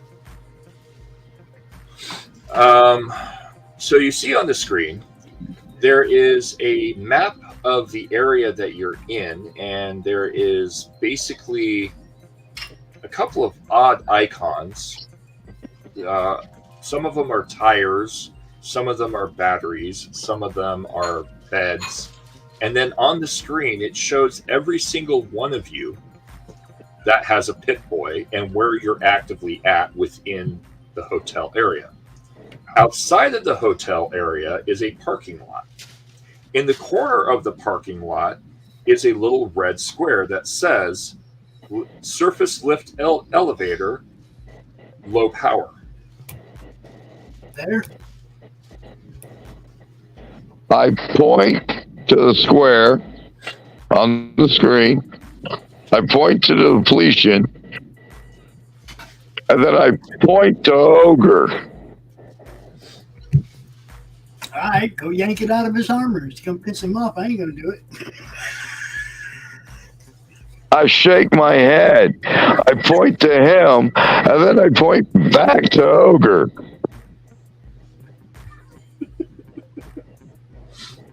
Okay. Ogre has a fusion core. Yeah, I get it, but I'm not taking. I point to my mouth. I point to Boss Man's mouth, and then I point to Ogre. Ogre, he wants to talk to you. I don't know what to- Or he wants to eat you. One of the two. Ogre And then wanders I over. point again to the depletion. Then I point to the exit on the screen. Okay. Ogre just kind of wanders over and goes, "What, Coach?" I get point. Wait, is this helmet on or off? It's on. I point. I take both my head. I point to him. I take both my heads to my side of my head, and I make a lifting motion. And he just. Hold on, let me see if he can. Can I just talk to him? I'm standing right here. Yeah, you can talk to him. Thank you. Ogre. Yeah, he's You see unaware. the elevator on the screen there? We need a fusion core to power it, and we can go back to the surface. Do you have any spare fusion cores, or just the one in your armor? I only have the one. My tits. My tits. And he just points to his tits. Blarf, it's up to you now. Okay, so what I do to try and communicate this, I don't know what you want to do about this, but I'm going to point to his tits. I'm going to make this little shaking back and forth like I'm fiddling with something. I point to the red square and I throw both thumbs up. And then I raise my hands up like a question. Oh, God.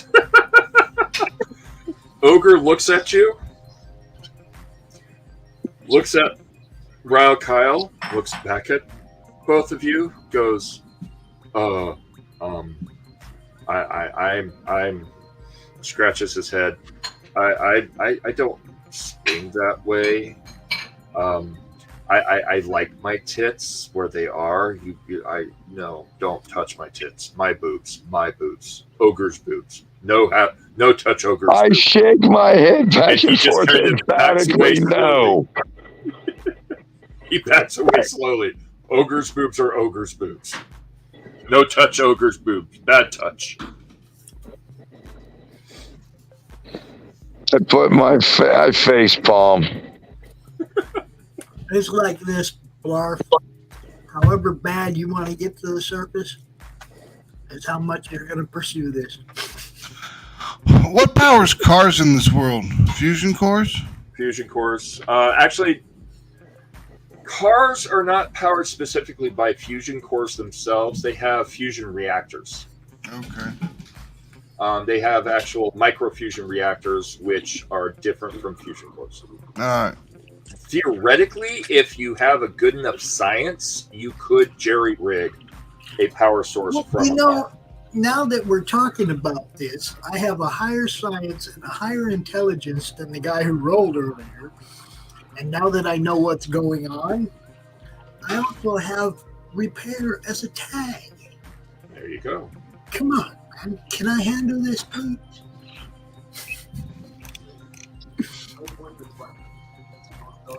What am I? I kind of shrug my shoulder and kind of thumbs up. Okay. Let's just like repair one or create one. And I nod my head up and down. Yeah. How about we try that? What do I got to roll? Because repair is a tag skill 3. Intelligence is a 7. So, you know.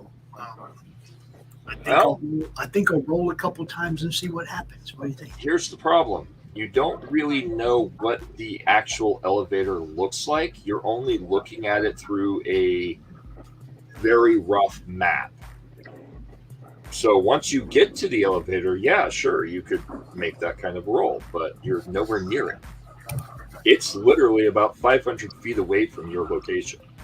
Actually, no, 500 yards, sorry.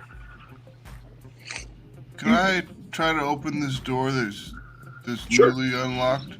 Sure. Garage door or whatever it is. So you walk up to the door, and there's a little flashing light sensor at the foot of it. What would you like to do? Can I like try to rub my foot across it, like break the beam? Sure. You break the beam, and the garage door opens. As soon as the GM can get the thing to select garage door. There we go. Garage door opens, and before you, come on.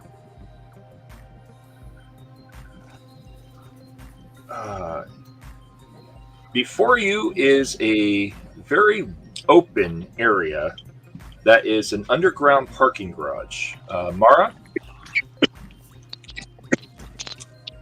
Mara had to step away, but I'm curious if Mara is back. Well, crap. The player has the camera. Actually, can we switch cameras to you, Max?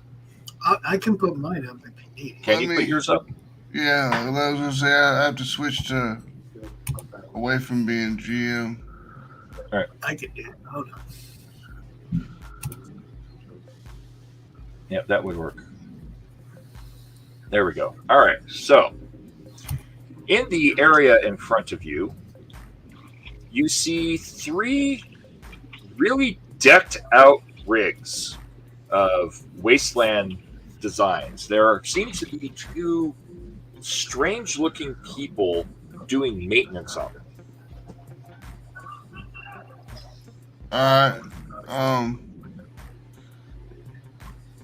I've still got my weapon out, but I'm gonna keep it down, and Okay. I'm gonna come into the room All right. and kind of whistle at the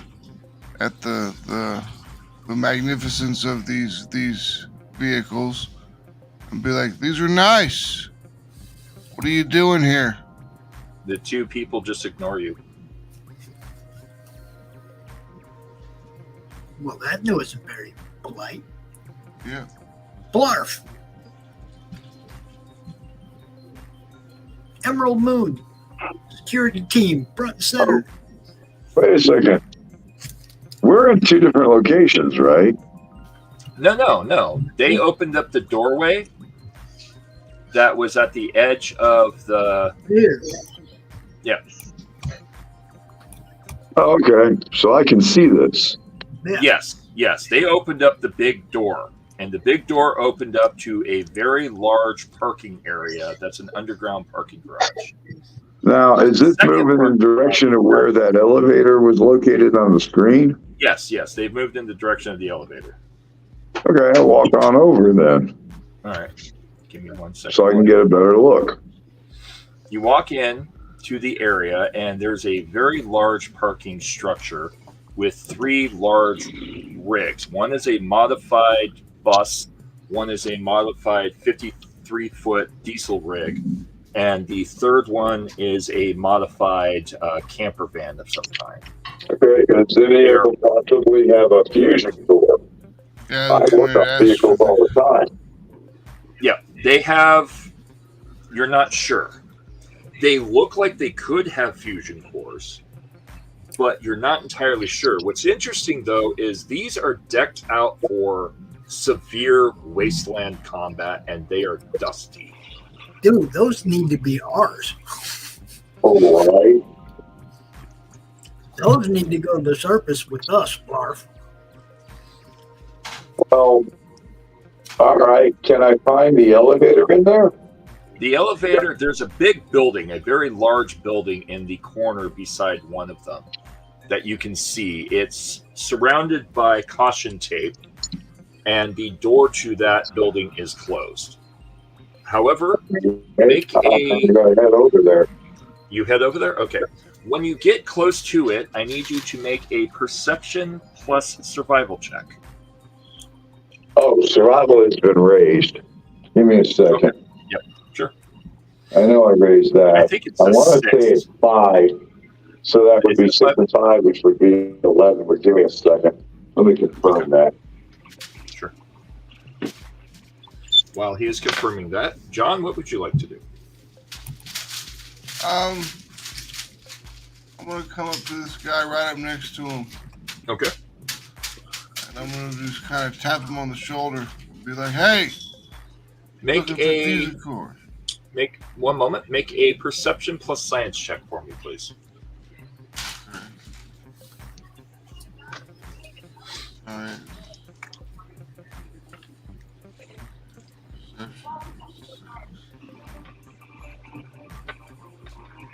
I don't have a way to confirm it, but I know I raised that, and I was pretty sure I raised it to 5. It was like a 5 or a 6, so we'll just call it a 5. Well, no, it wasn't 6 because I didn't max it out, because 6 is the max on skills. Yeah. I got a 1 and a 19. So I'm gonna go with 11 because. All right. Make a roll for me on that while I deal with John. John. Again, you have to roll for me. Sure. Yeah, I forgot. I'll roll for you in just 1 month. John? That's fine. Yep. You got roughly 2 successes because you got a 9. Looking at this person isn't a person. There's some kind of an android. You're not really familiar with what kind of an android. This person is synthetic of some kind.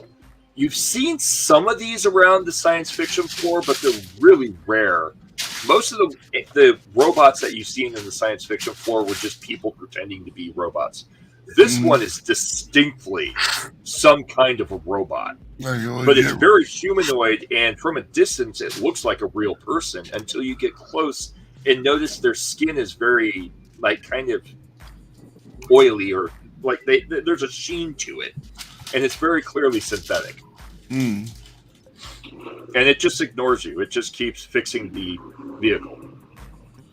What part is it working on? Right now, it's working on the radiator.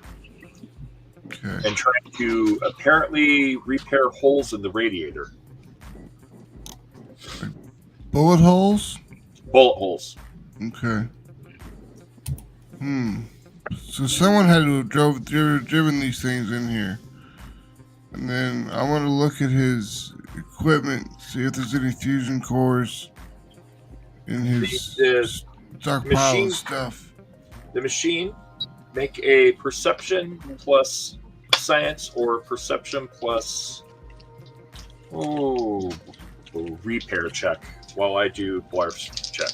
Blarf, how many dice are you rolling? This is kind of important. I'm going to go ahead and blow 2, so that's 3 points.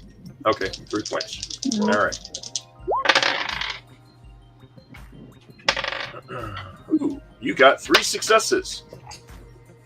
Listening to the elevator, there is a very mild electrical hum, like it's got a small amount of power bits on standby, but there is something very large moving inside of the elevator. Oh, really? Is there a way I can look in? No. But this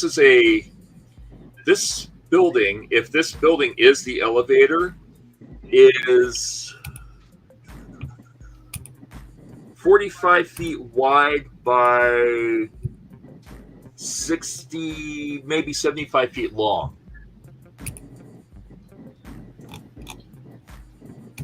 I yell, "Yards!" and I point to my eyes, point to the elevator, and I make a gesture really big, and I grin menacingly. Rawr. Kyle, what would you like to do? John? Well, that'll definitely get my attention. He's about 5 meters from you. Exactly, that's what I'm saying. It'll definitely get my attention. Yep. So, I'll look in the direction of what he's looking at. He's looking at the freight elevator, or what you can assume is the freight elevator based on the map. Yeah. All The right. way out. Oh, open it up. Let's do this if it's something we need I to nod get my rid of. head, like I'm acknowledging, and Let me get the rest of the team in here before you open that door. I put a thumbs up Come on. and wait.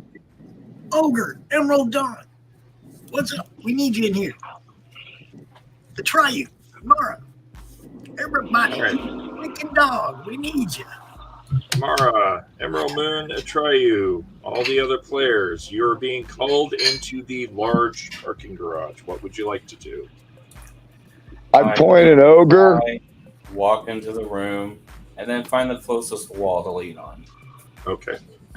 Which is I basically point to Ogre and I thump my chest. I point in and I do that kind of like, the like get ready for a fight. Okay. Like I'm kind of, throw my. I wish. Hold on. Let me see if my camera works. He's thumping his chest, yo. Just come on.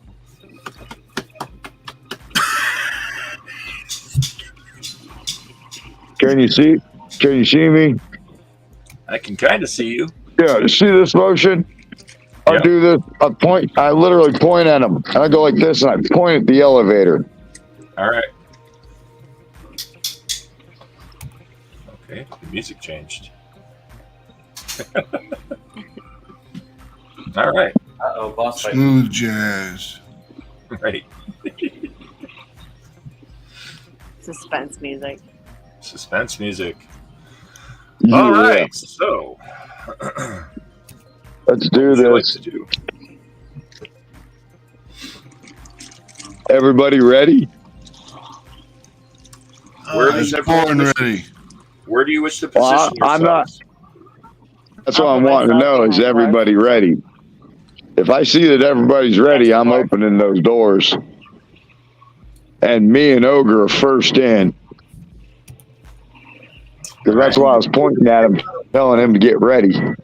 Take Because we're the position two on this biggest corner. motherfuckers here. Yeah, I'm gonna Right. take position on this corner. I All pull right. out my lightsaber Alright, and now just hold up. wait patiently. I have to arm myself. I have to figure out Hold which on. weapon I'm That volume. I can't hear. The music is way too loud. I can't hear Let no me. the hell.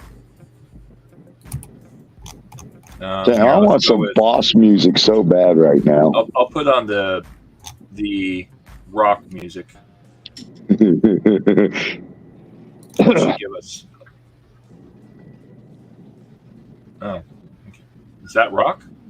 I don't even hear it, dude. I don't know. I hear it, but someone's playing it and it's way louder. I don't hear nothing. Just turn it off. We don't need music. All right, I'll live. Hold on, I can put my own on. Damn it! I hear somebody playing the Madness track, but it's not. It might be the coming- Madness track, but I'm not playing it. I turned it off. Yeah, it's not coming out of my studio. I don't know what. Yeah. I don't know why it's weird. playing. Damn, I wish I had my dice.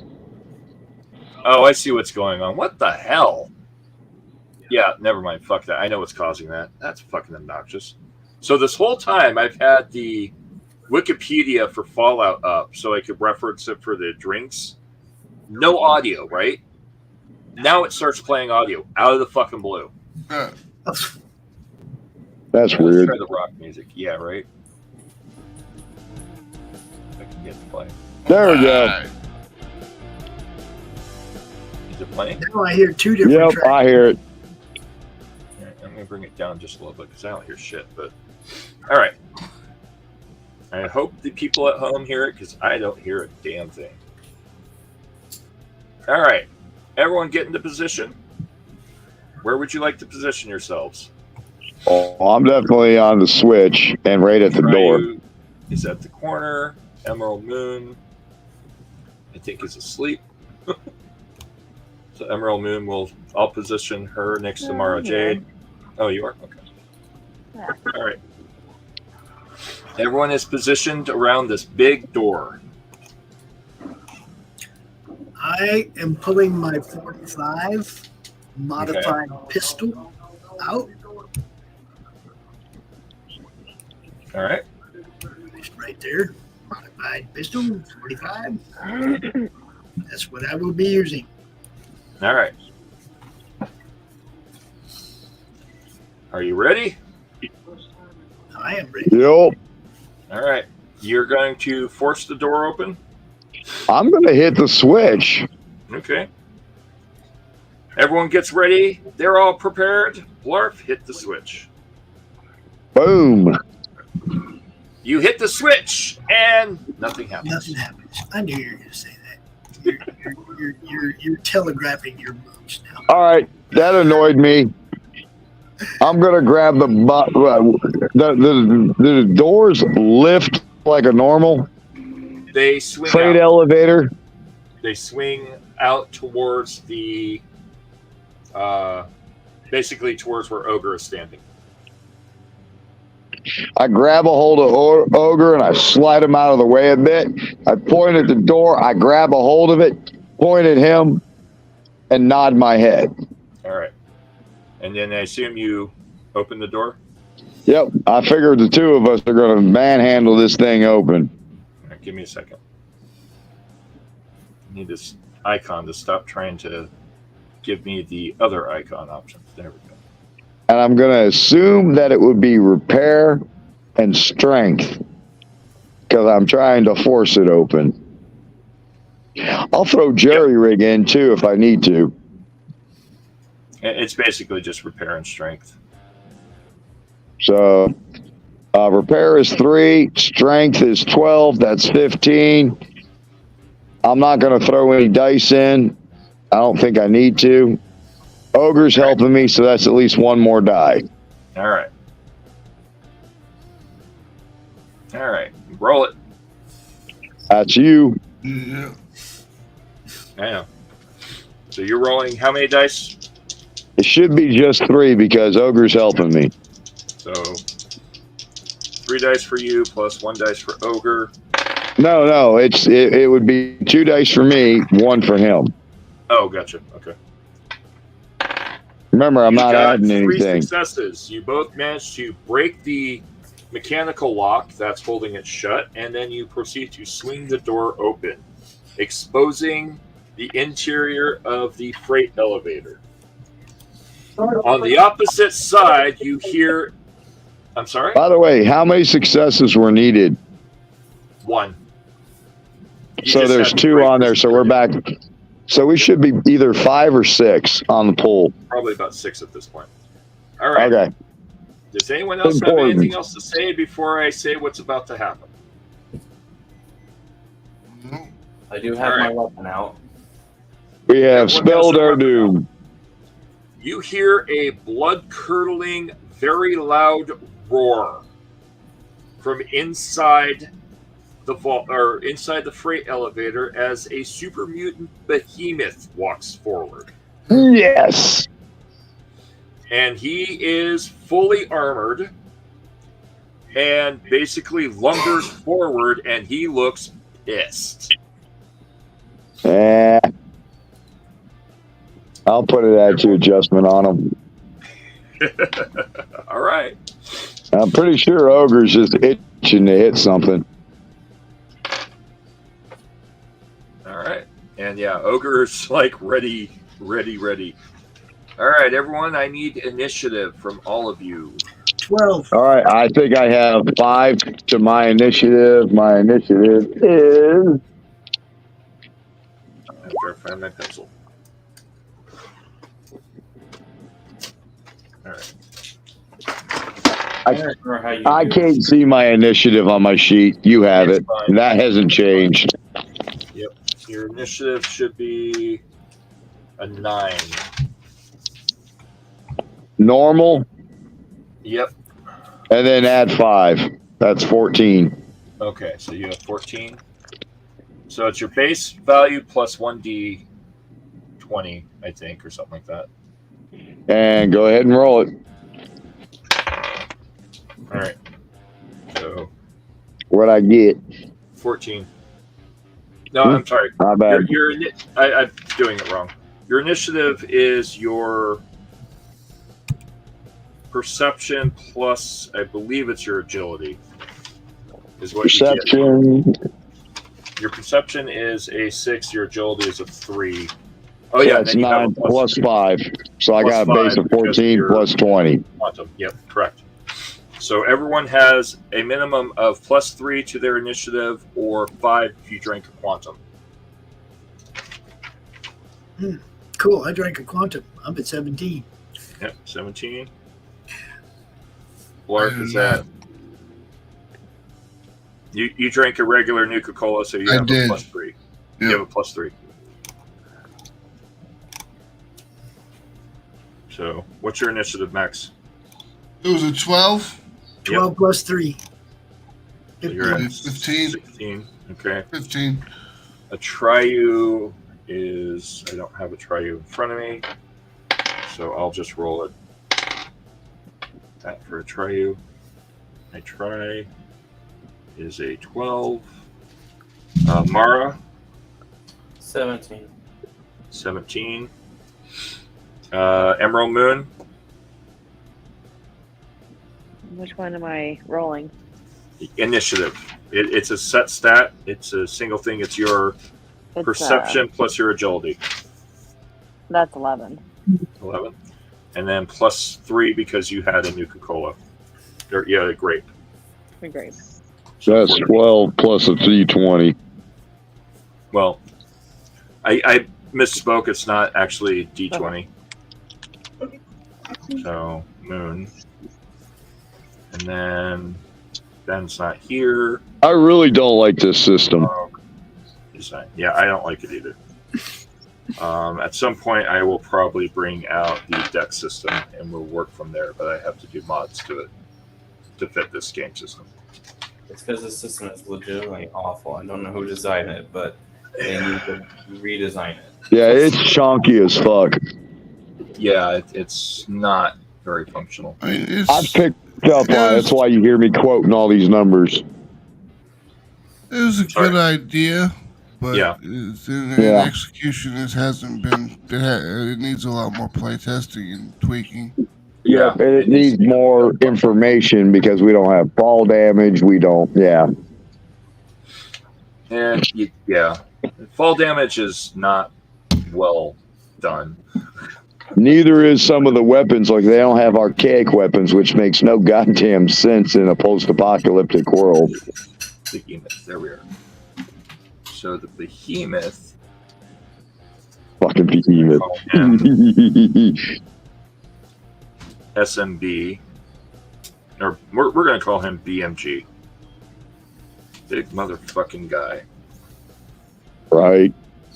BMG. Still BMF, big motherfucker. Big motherfucking guy. Whoa, he's got some interesting specs. Yeah. Damn. The sad part about me is I'm not really built for combat. Yeah. But yeah. Oh shit. All right. I could pull out my pipe wrench. You could. Which I probably will. Eventually. Not in the initial because I need to use my hands. Oh, this is going to get really fucking interesting. Well, there's Ogre and me right on the front line. Oh. Yeah, I know what I want to do. I'm hoping Ogre. I really wish Ogre was actually here. Yeah, I want him here. He had a thing with his family tonight, so he's unable to attend. I get it. It sucks. His perception. So his is I'll give him 14. Oh boy, this is gonna get nasty real fucking quick. So 5. Give me a second. I'm calculating the order for everyone. We 3 all go at the same time. I don't think any of us have the hit points or armor class to fight this thing. 7. Oh yeah. Surprisingly, he doesn't have a lot of hit points. He only has 28. Which is a surprise, because most of the weapons do easily 6 points per hit. Yeah, but what I'm saying is, like, I got 14 hit points, and he's going to hit me once, and I'm going to be out the fight. Yeah. None of us have the armor class to fight this thing. Oh, That's why you guys stay out of. Yeah, this Where guy are my is hit points? fucking nasty. Oh, shit. Really? And you said I had extra hit points too? Yep, you do. You have +5. So I'm looking at 23 hit points. Yep. Yeah, that doesn't bother me to have 5 more. That puts me at 19 anyway. Like I said, stay out of physical combat. That's what the big boys are for.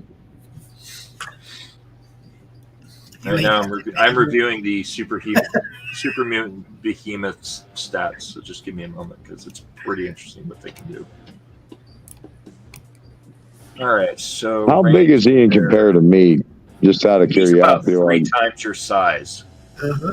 He's fucking big. In comparison to the car I picked up.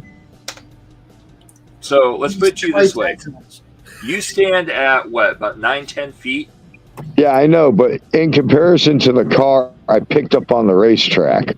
Yeah, he's twice the size of the car. This is going to be a little harder. Damn it. He's a big boy. He's a big fucker. And he was trapped inside the elevator. And in the game, it takes me dropping a few grenades and the combat maxed out shotgun at like 127 damage. The combat shotgun, just bam, bam, bam, bam, bam, and I had to shoot him 20 freaking times, dude. Yeah, they are not fucking nice. Well, that's weird. Why does it say he has that, but then he has fucking game? So, you ready for this? This is what's slowing me down. Oh, never mind. I see. It's the way they organize it. That's fucking obnoxious. So the stats for the super mutant, right, carry over into the stats for the super mutant behemoth. And then the stats for the weapons are on the back sheet next to the broom. Bit annoying. All right, so fire hydrant, boulder throw, missile launcher. All right. All right. Starting at the bottom of the order, the dog barks. The Triu readies her bow and shoots it.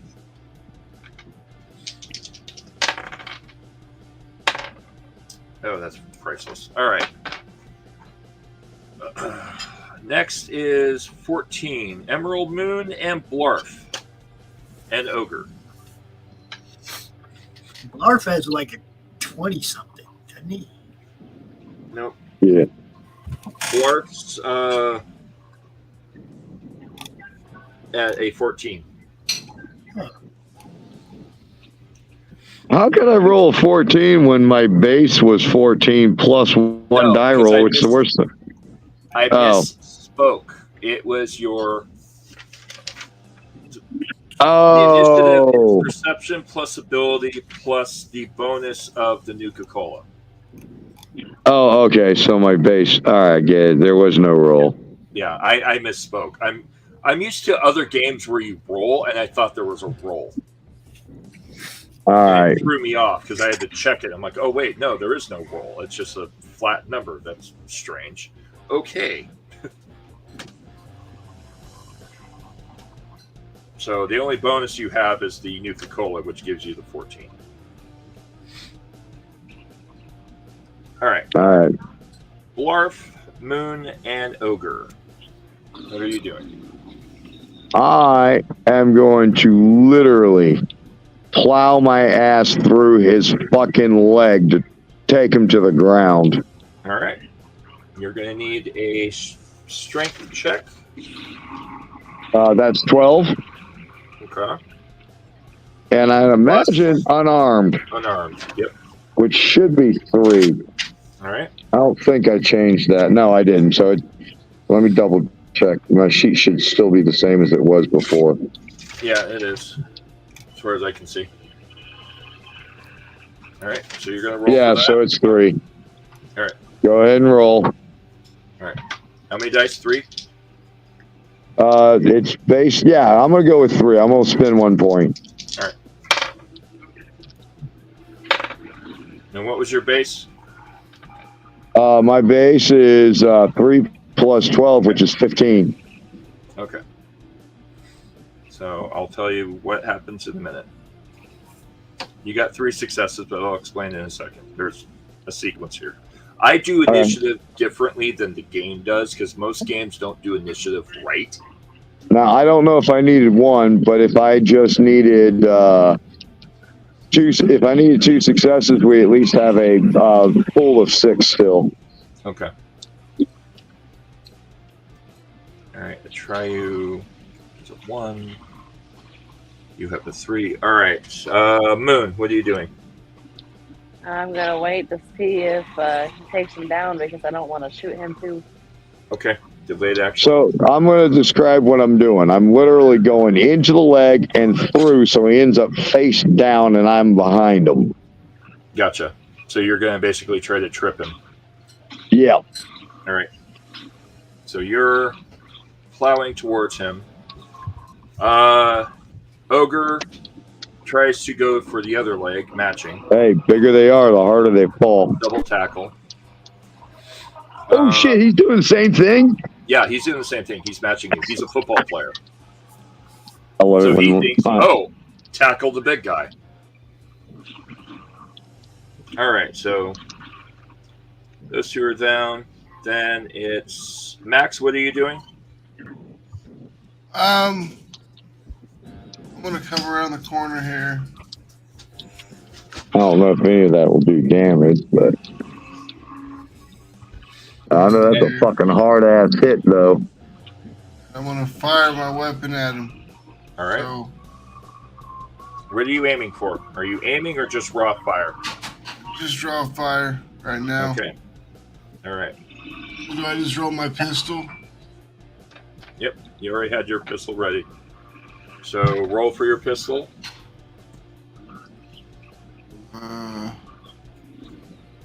It's not letting me roll. It just That's the fine. button clicks, but it doesn't do anything. Hold You on. want me to roll for you? What do I gotta roll? For pistol, it's small guns plus agility. 3 plus 6 is 9, so I'll roll. A base of 2 dice, unless you want to roll extra dice. Everyone has full up because of the. Yeah, I'll roll 4 dice. 4 dice. All right. What was your base? 9. Okay. First 2 don't succeed. Second 2, you got a natural 2, so you got 2 successes. All right. So that's a 2. Now, Pops, roll 1 die for me. 1 dice. Pops. Oh, pops. Okay. Yep.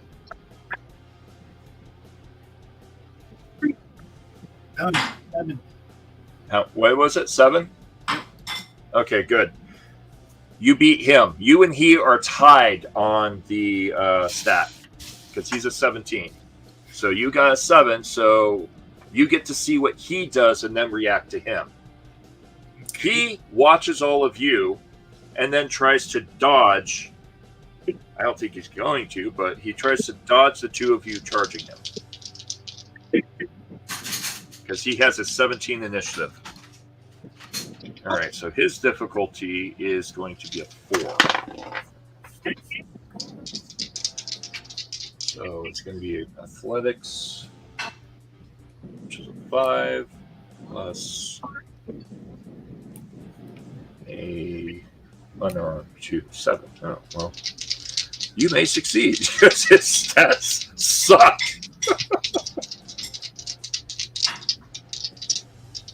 How the fuck? Oh, wait, I'm looking at the wrong stat. What? What? Dude, the lack of consistency. What the actual fuck? No, like seriously. Super Mutant, right? Has the special stat. Okay? Super Mutant Brute, special stat. Super Mutant Master, special stat. Super Mutant Behemoth, no special stat whatsoever. That's because he's already got all the AC and everything else, and he's a big slow fuck. But if you're going to give stats for the creatures, because every other fucking creature has it, you need it for your big beast. Fucking dumbass fucking game. Like, dude. How do you think that? This is just bad. Alright, so I guess he's got a strength of 12? 14? What? I'll give him 14. Alright, agility. We'll give him a 5. I'll just go off of this other sheet here. Agility 5, athletics 2, difficulty 7. He's going to go with 3 dice. He's probably not going to... Nope. And no. Alright, so he got a flat 0 on all 3 to dodge your attacks. Sweet. Dwarf and Ogre pile drive his legs and take them out from underneath him, slamming him to the ground. John shoots the gun, and you hit Wild into the torso. You're just a regular las pistol? Yeah, 8mm. Okay. All Or right. 10mm, whatever it's called. What's the damage on it? Do you know off the top of your head? Yeah, I can look it up quick. Perfect. Damage is 6. Okay. Damage is 6, so 6 dice. 1, 2 hits and 2 effects. Alright, so you do 2 damage plus 2 effects. You cause 2 damage to his torso, and his armor catches on fire. Now, Pops. Yes. As this is happening, what would you like to do? Well, since I get to react to his not failing to dodge and getting taken to the ground, I'm going to draw a bead on his head because it's right in front of me. Go for it. So what I have is a 45 modified pistol that you can see right here on the screen. Damage 8. Type vicious, electrical, persistent damage. There we go. So I assume that's rolling on the small guns. Yep. Small guns plus agility, not guns, because that would be weird. Get myself back to the right screen here. Okay, small guns is attack skill. Yep. So, I already got 1 success, right? Yep. Okay, I'm gonna roll 3 dice and see if I can plug him a few times. What do you think?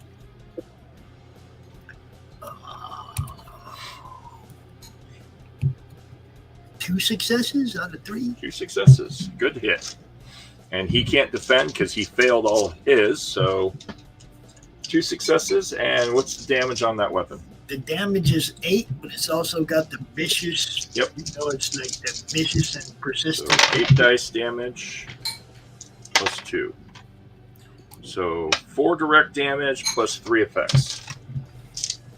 All right, so his head just basically bursts into a fireball and electrical charge. And he takes about 9 points of damage straight to the head, screaming in mortal pain. Yes. Just as you do that, an arrow flies over your head and bounces off of his head.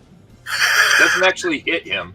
It just kind of skims and bounces off and hits the wall. A try you missed. Oh, I do love my new 45, baby. Bam, bam. All right. Next round. Now wait, we had 1 natural success and then 2 rolled successes. Correct. Okay, just so you know, I just want to make sure that All right. So fill the pool back up or whatever. The behemoth screams in severe anger over what just happened. How dare you? Okay.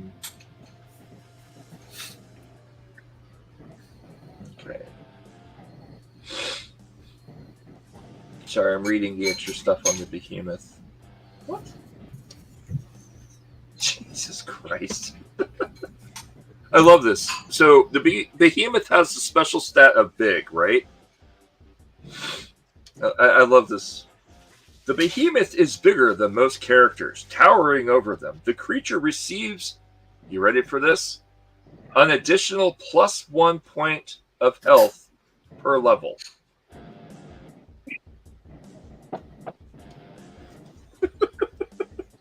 So at matching character levels, because all of you are roughly 4 or 5, right? It gets +5 to its 48 health.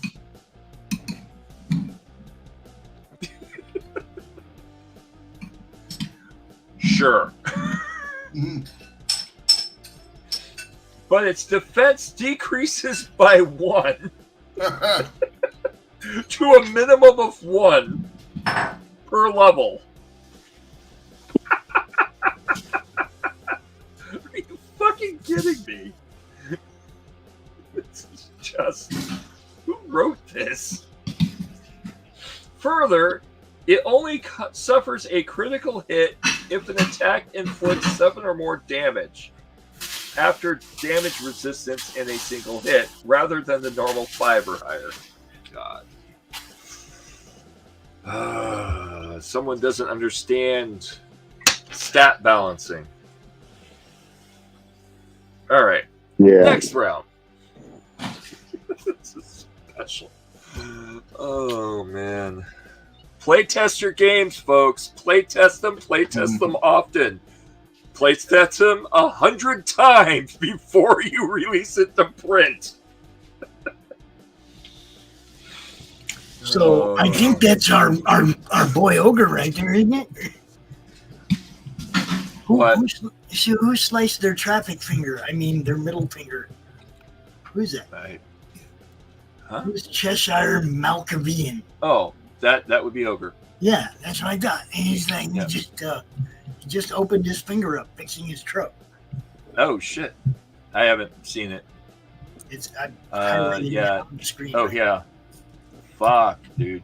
And then he asked, "What happened? What happened is we're about to whoop this behemoth's ass." That's what. So, Ogre, you and Blarf just basically swept the legs in a body tackle against a super mutant behemoth and tackled the fucker to the ground. And right now, you guys are going square off against a super mutant behemoth that is blocking the exit elevator to the surface. Yep. And you guys are basically fighting pretty well because it's failing its rolls, which is kind of funny. All right, kick ass and chew bubblegum. Right. And we're all out of bubblegum. Exactly. All right. So next of the order is everyone in camera. Everyone's in camera. I don't think that's a 80s reference, though. I can't remember when Duke Nukem came out. That's not Duke Nukem. They Live. They Live, and it is really. Oh, that's definitely 80s. Yeah, I know. I saw it in theaters. I was 9. That's such a great movie. Fucking phenomenal movie. That has a lot of good memories for me. Anyhow. All right, so top of the order. We are back to Did Emerald Moon get a shot in on that?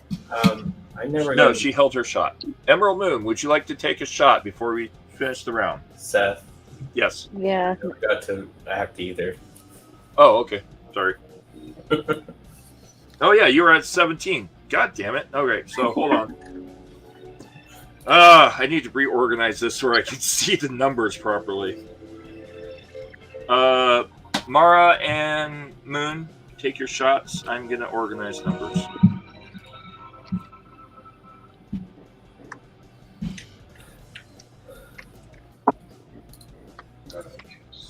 What would you guys like to do? I'm going to try to shoot him. Shoot. All right. Everybody shoot it. That will be your agility plus small guns if you're using a pistol or associated weapon. What weapon are you using?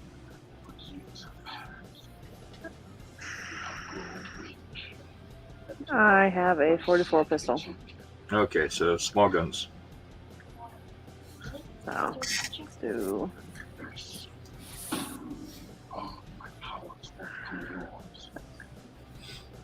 So small guns and what else? Small guns and agility. Small guns is agility.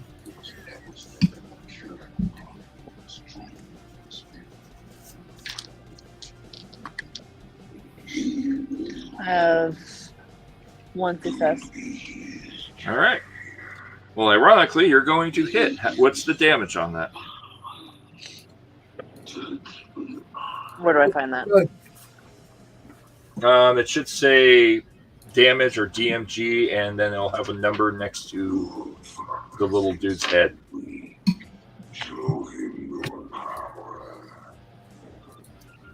Ironically, whatever you're watching in the background kind of fits the vocal patterns of this guy. What are we watching? Kazam. Kazam. Good movie. Yeah, I'm not seeing. I'm not sure. I can barely read someone's handwriting. And the ogre's going to use Pain Train on the next round.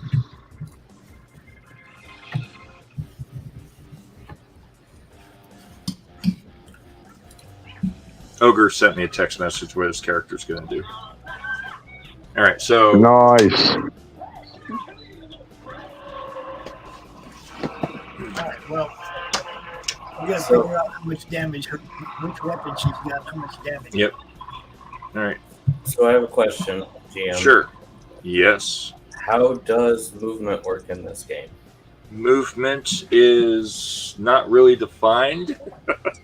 So the way movement works is they have these zones, and the zones change based on the environment. So you have close range movement, short range movement, medium range movement, and extreme range movement. And it's all based on the complexity of the environment. That makes no fucking sense, but sure. Yeah, exactly. So the way I like to do it is your agility plus athletics combined is how many meters you can move running per 3 seconds. I found it 6. Plus athletics. Yep. You have a 6? Yeah. I will roll it. I can move 10 squares. Yep. 2, 3, 4, 5, 6, 7, 8, 9. 2 hits. Or 2 effects, basically. I will tell you what that does in just a second. I'm trying to find the stats on your weapon. Alright. Now I'm going to get real fun. Okay. So she hops herself off the wall and just takes off at a dead sprint and then stops and does a lightsaber throw right into the dude's head. All right. Roll it. She basically just bolted straight at the guy and then stopped shy of him by about 9 feet and threw her laser sword straight at the head. Okay, because he's still laying out prone on the ground, right? Okay. Yep. Oh, and as she's running, she's like, "Oh, Raincore, I know what to do with you."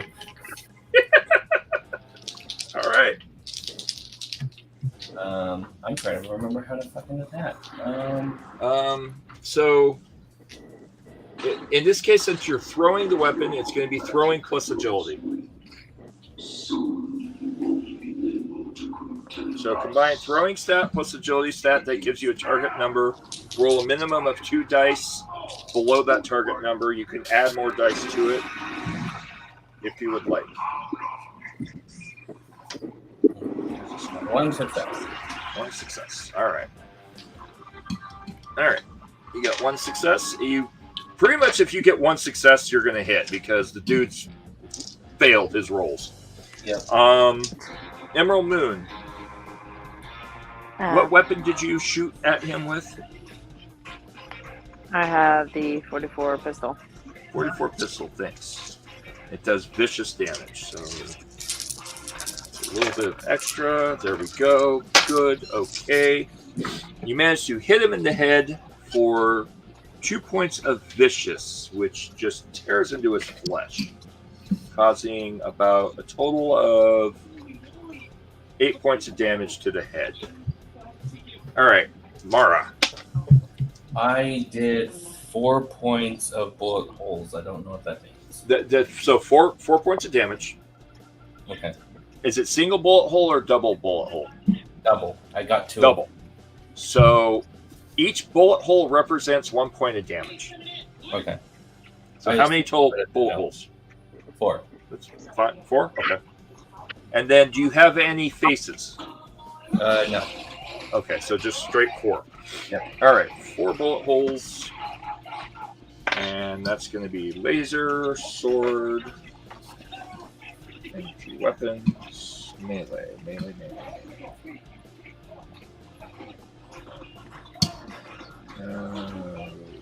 This is all just regular. Melee. Ow, fuck my arm. All right, we'll go with that. Piercing, energy.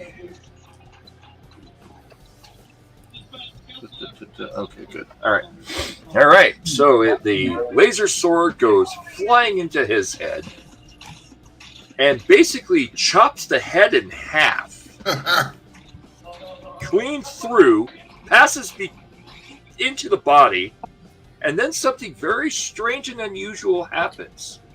As you're all watching, the sword cuts the body in half, or cuts the head in half, and embeds itself. He screams in uncontrollable pain, and then the sword returns to her hand.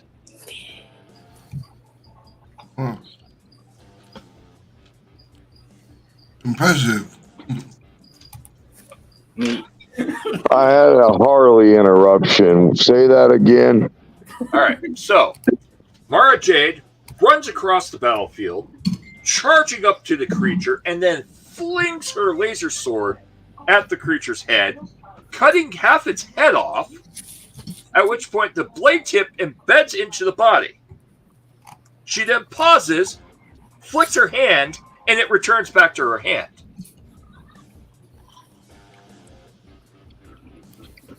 And where did we get Jedi? Mara Jade is a Jedi. Yeah. I don't know what the hell that is. But she doesn't have Jedi powers. That's the funnier part. She just thinks she does. So effectively, out of the gate, so people understand what exactly happened, her character has, on her laser sword, a little ring that attaches to the sword that has a tether. So as she flung it out like a measuring tape, it came back to her hand. Because her character thinks she has supernatural powers, and sort of does. Gotcha. It's visually, you're looking at watching it hit because there's a small string attached, fishing string, and then it reels back in. So where are we at in this battle? It's still going. It's hurt. It's hurt bad. It's pissed. And it roars and tries to push itself up. Bottom of the order, the dog barks again. Atreyu knocks a second arrow, aiming for the head, and fires. Let's see if Atreyu hits. Oh, that's not good. All right. The arrow goes wild. We will figure out where it goes in a minute. I got a sneaking suspicion I know where it's going to go. We'll see. Hold on. It really depends on each of your actions. Atreyu is going directly behind Royal Kyle, and it went wild. direction. 18. So 18. Actually, it's heading towards one of the androids. Oh, nice. All right. So next, Ogre is doing Pain Train. So Ogre just decides to plow into it some more while holding its leg. Yep. All right. So he's dropping people's elbow on his back, is what you said? Well, Pain Train works a little bit differently. Basically, you just plow into something with the power armor. You get like a kind of it's already laying on the ground. So exactly, and he's holding the leg, so he just decides to use the body like a broom. Let's sweep, and just plows into it. You guys each got a leg. Why don't you just nut shot that big boy? Because Ogre doesn't think that way. No, but I do. What did you just send me? Ogre screams out, "It's a witch!" and runs forward, plowing over what Mara Jade just did. He's sending me messages through Messenger. All right, next. Jesus. Moon, what would you like to do?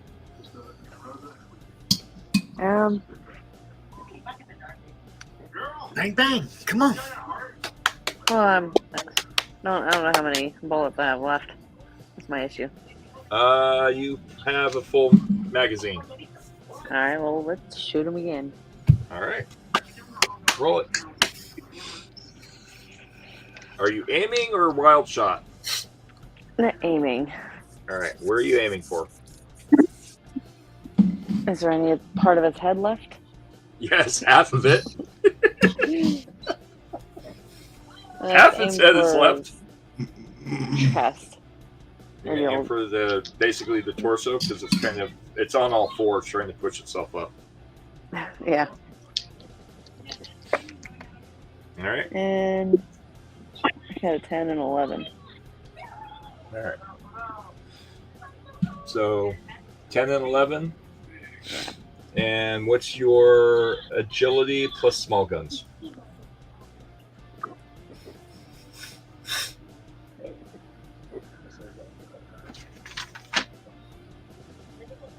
Eight. So you shot wild. Mara Jade is in your firing path. Shot wild. Goes straight forward. And okay. So what would you had 10, 11? Okay. Yep. Mara, you're going to have a bullet coming behind you. You need to score below a 10 on your next action or you will be hit. Why is Mara Jade in the line of sight? That's just a bitch. All right. Blarf, what would you like to do? There's a wild shot coming from the direction of Emerald Moon that is clearly not on target. It's in your general direction as well. Ogre is grabbing the leg and deciding to sweep with the super mutant. It's not like we can see where the bullets are going, guys. Come on. Oh, it's a itty bitty wasp sting.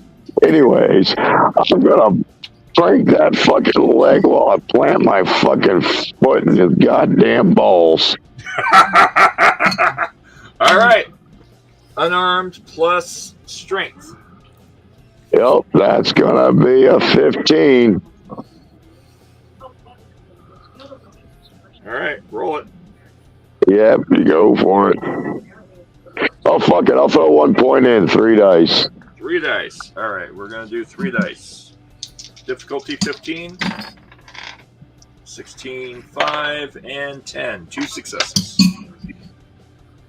So are you kicking or are you foot stomping? What are you doing? I'm foot stomping his balls while fucking torquing his leg so he can't get up. All right, so you go to torque the leg and foot stomp the balls and realize you're hitting bone. Super mutants don't have genitals. That's fine. Wolfman ain't I'm got pretty no knob. goddamn strong. All right. This means I stomped on something hard. Yep, you stomped on something hard. Your strength is a what? 12.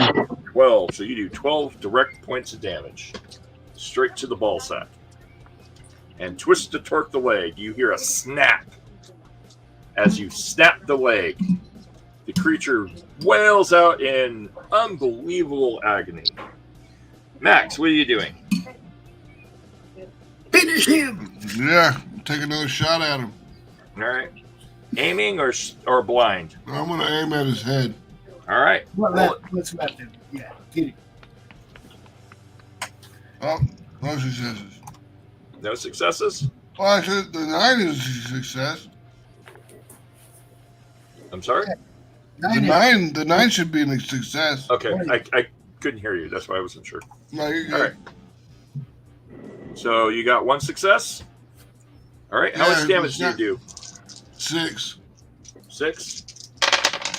We get 1, 2, 3, 4, 5, and a effect. So you cleave the head off with that shot. Mara, what are you doing?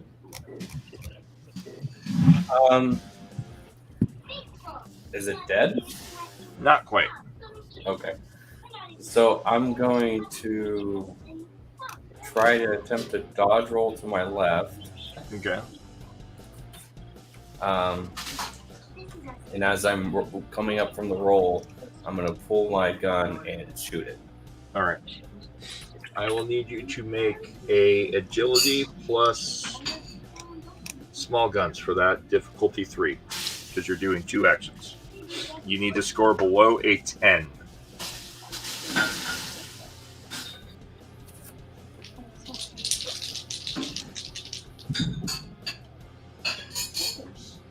And please don't roll a 20. No, I rolled a 3. Good. You roll out of the way and manage to shoot it clean in the head. Pops, what are you doing?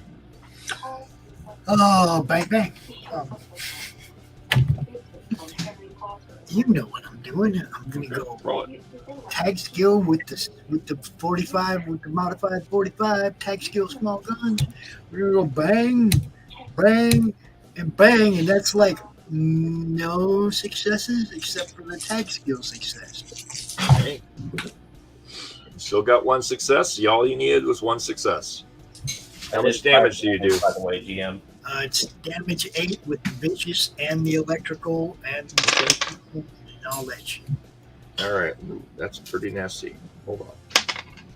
Oh, that's really nasty. All right. So here's what happens. Everyone descends upon this poor dumb bastard, and you basically just cleave his head off. It explodes into a spray of red goo as Ogre proceeds to sweep his body across the floor for a good 20 feet. Blarf tears his leg clean off in one direction because Ogre's going in the opposite direction. And Blarf holds the genitals down while ripping the leg in the opposite direction. All the bullets hit the head and torso, shearing off the arms, and you have a giant bloody mess. Ogre manages to move past Mara Jade and sweep the body into the area, and it's paste. And then Triu shoots an arrow, and let me finish. Triu fires an arrow and gets a headshot on the android, sticking it to the front of the machine. The android continues to try to work on the machine, very dysfunctionally, because its head is stuck to the radiator of the bus. Why exactly did she shoot the android? She missed. Accident. I was gonna say she probably missed. Yep, she missed. She when I rolled for her action, she failed. She botched, Her arrow went wild. and her arrow went wild. So you have one very dead super mutant. That's one dead alien. All right. The super mutant had on it, or super mutant, the behemoth had on it. Not much. Oh, this is sad. So it had a missile launcher, a boulder, a fire hydrant, and broken up armor. That's it. I want none of it. Yeah, I don't really need to do that. You big boys fight over that missile launcher. The missile launcher would be nice, but we'll give it to the big guys. Is a missile launcher considered a big gun? Yes, it is a big gun. I've got that on my ranking pretty high. All right. Emerald Moon picks up the missile launcher unless anyone argues. Oh, if she's got that attack skill, by all means, load it up. Yep. Now, the thing to notice on this missile launcher, when you pick it up, it's a pretty decent missile launcher, though it has a lot of strange dents in it with red, dried blood. Looking at it, you think the dumb fucker was using it like a baseball bat. Probably. There is 2 rounds of missile that was on his belt that he also was hitting things with. Thank God he didn't cook it off. But yeah, you have a pretty nice missile launcher. It does 11 damage. Has a blast radius, or a blast effect for its specialty, and has a range of long. So you can basically shoot roughly about 150 meters. Cool.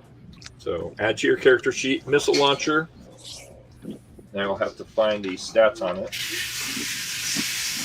And then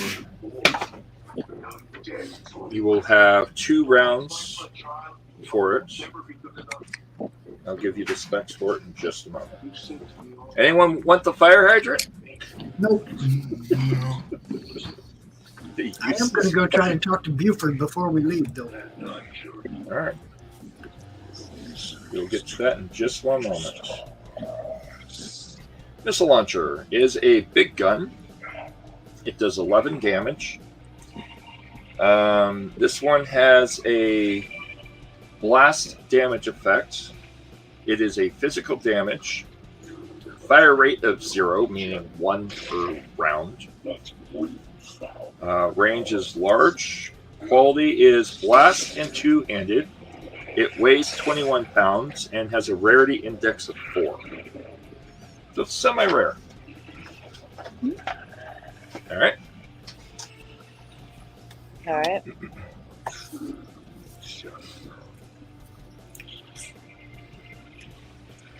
Blarf. Yo, Blarf. Blarf? Did we lose Blarf too? You may have lost Blarf.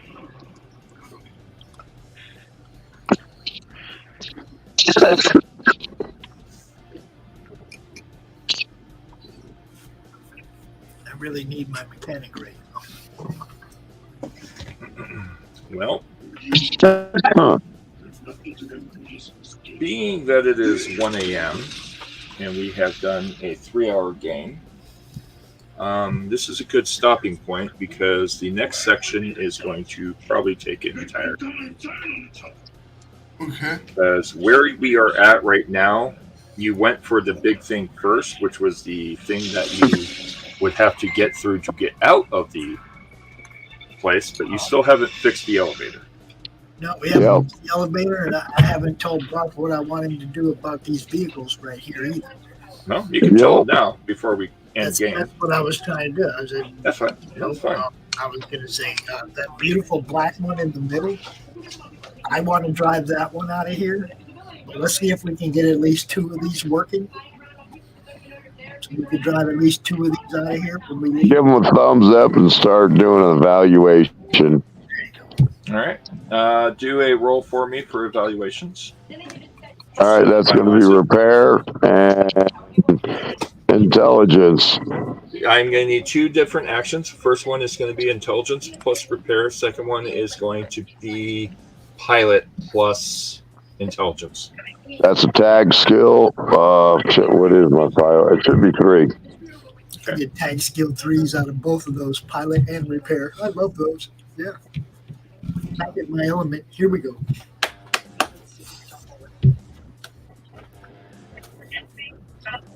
All right.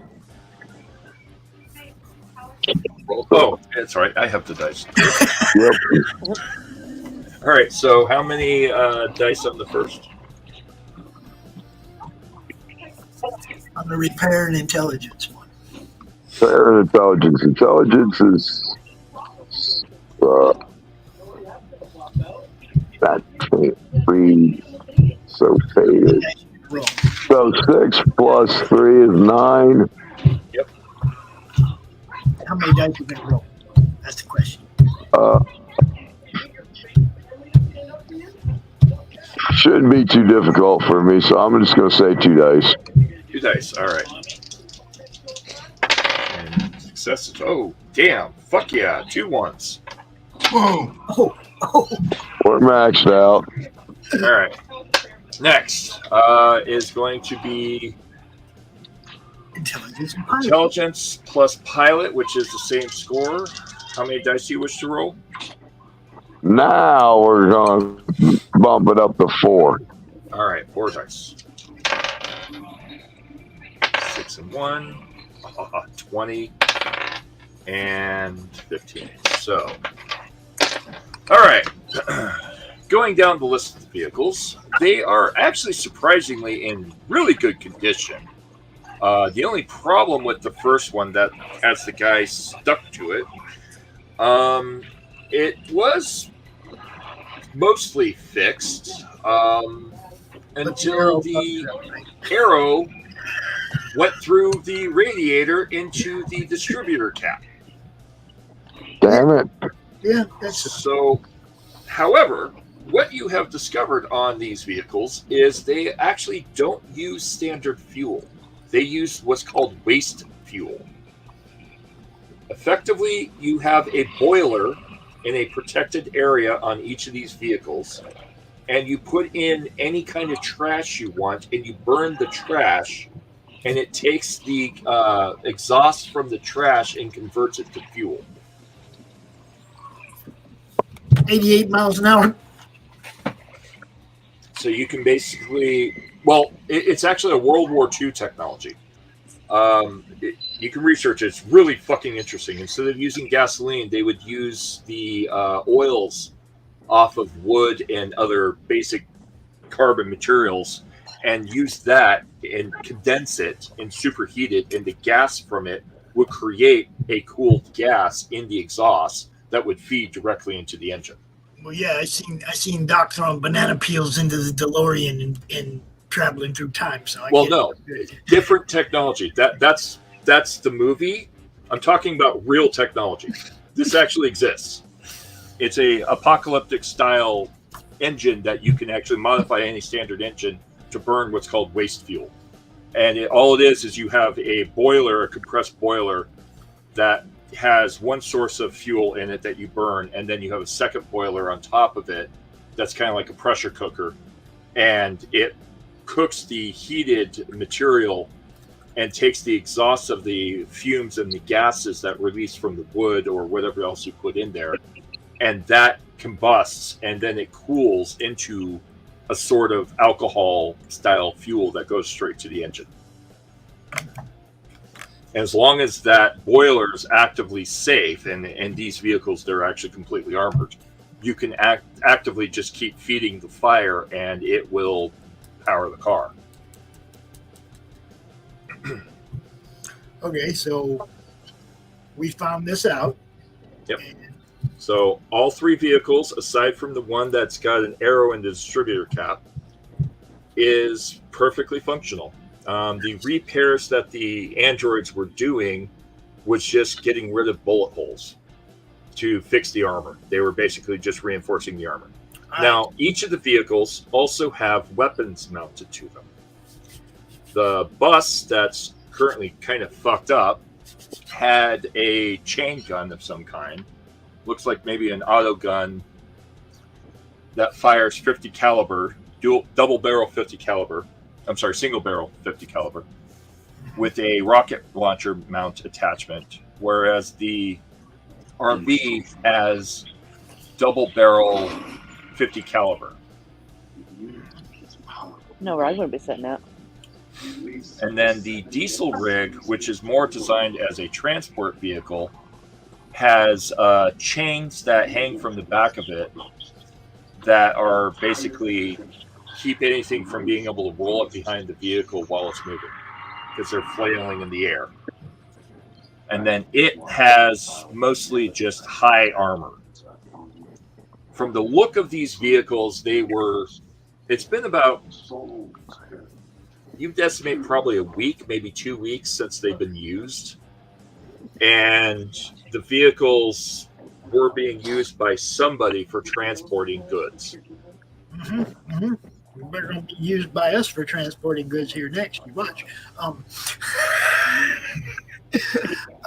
Now, as far as the bus that's got the messed up distributor cap, yes, I got the jury rig and the tank skill repair and 7 intelligence, and yeah, I'll take care of that.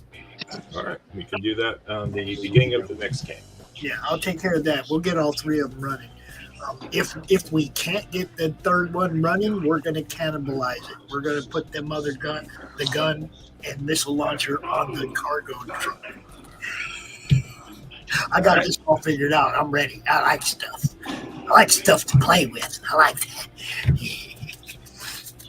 All right, so basically I'm just going to go in and I'm going to say, yo, Buford, unless you want to be stuck here forever, we're leaving. You might want to come with us.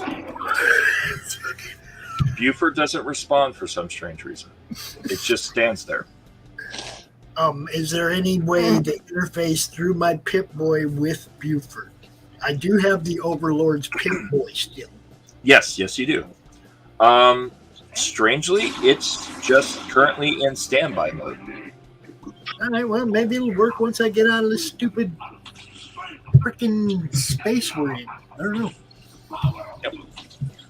All right, so that is. I really want to put a bullet in that computer where that head is flying before we leave, though. Okay. I'm just saying. I don't like that he took away my shit. I want to blow him up. Okay. All right. Well, the floating head. I'm just saying. I don't like the floating head. Is that all for everyone tonight? Does anyone else have any final actions before we close out the game? I'm good. Nope, I'm good. All right. Well, tonight's XP for everyone was 50 XP because there's still a lot left in this section. So you'll each get 50 XP for this game. You get 700. Good. All right. We will come back to this next Friday and go back to our regular schedule of every 2 weeks after next Friday. So what, you say we're doing it again next Friday? Yes, to go back to our regular schedule. This was just to replace last Friday because unfortunately I was not able to run the game because I was very drunk. Make sure you remind me to show up because I'm juggling. Hey, Seth. Yeah? Do me a favor. When we cut the air, I need to talk to you. Yep. I will, once we're done off the air, I can video chat you privately if it's a private conversation. Yep. Is it a Chakune Blackwing related? Gotcha. Okay, then yeah. Mara Jade, I will you will probably need to be part of this conversation. Okay. Yes. All right. Well, I'll catch you guys later. Yep. Peace Everyone, out. thank you for joining us. And Thanks for running. we will see you next Friday night Peace. at the same bat channel, same bat time, same whatever the other thing is. And as the wonderful prisoners always say, be seeing you.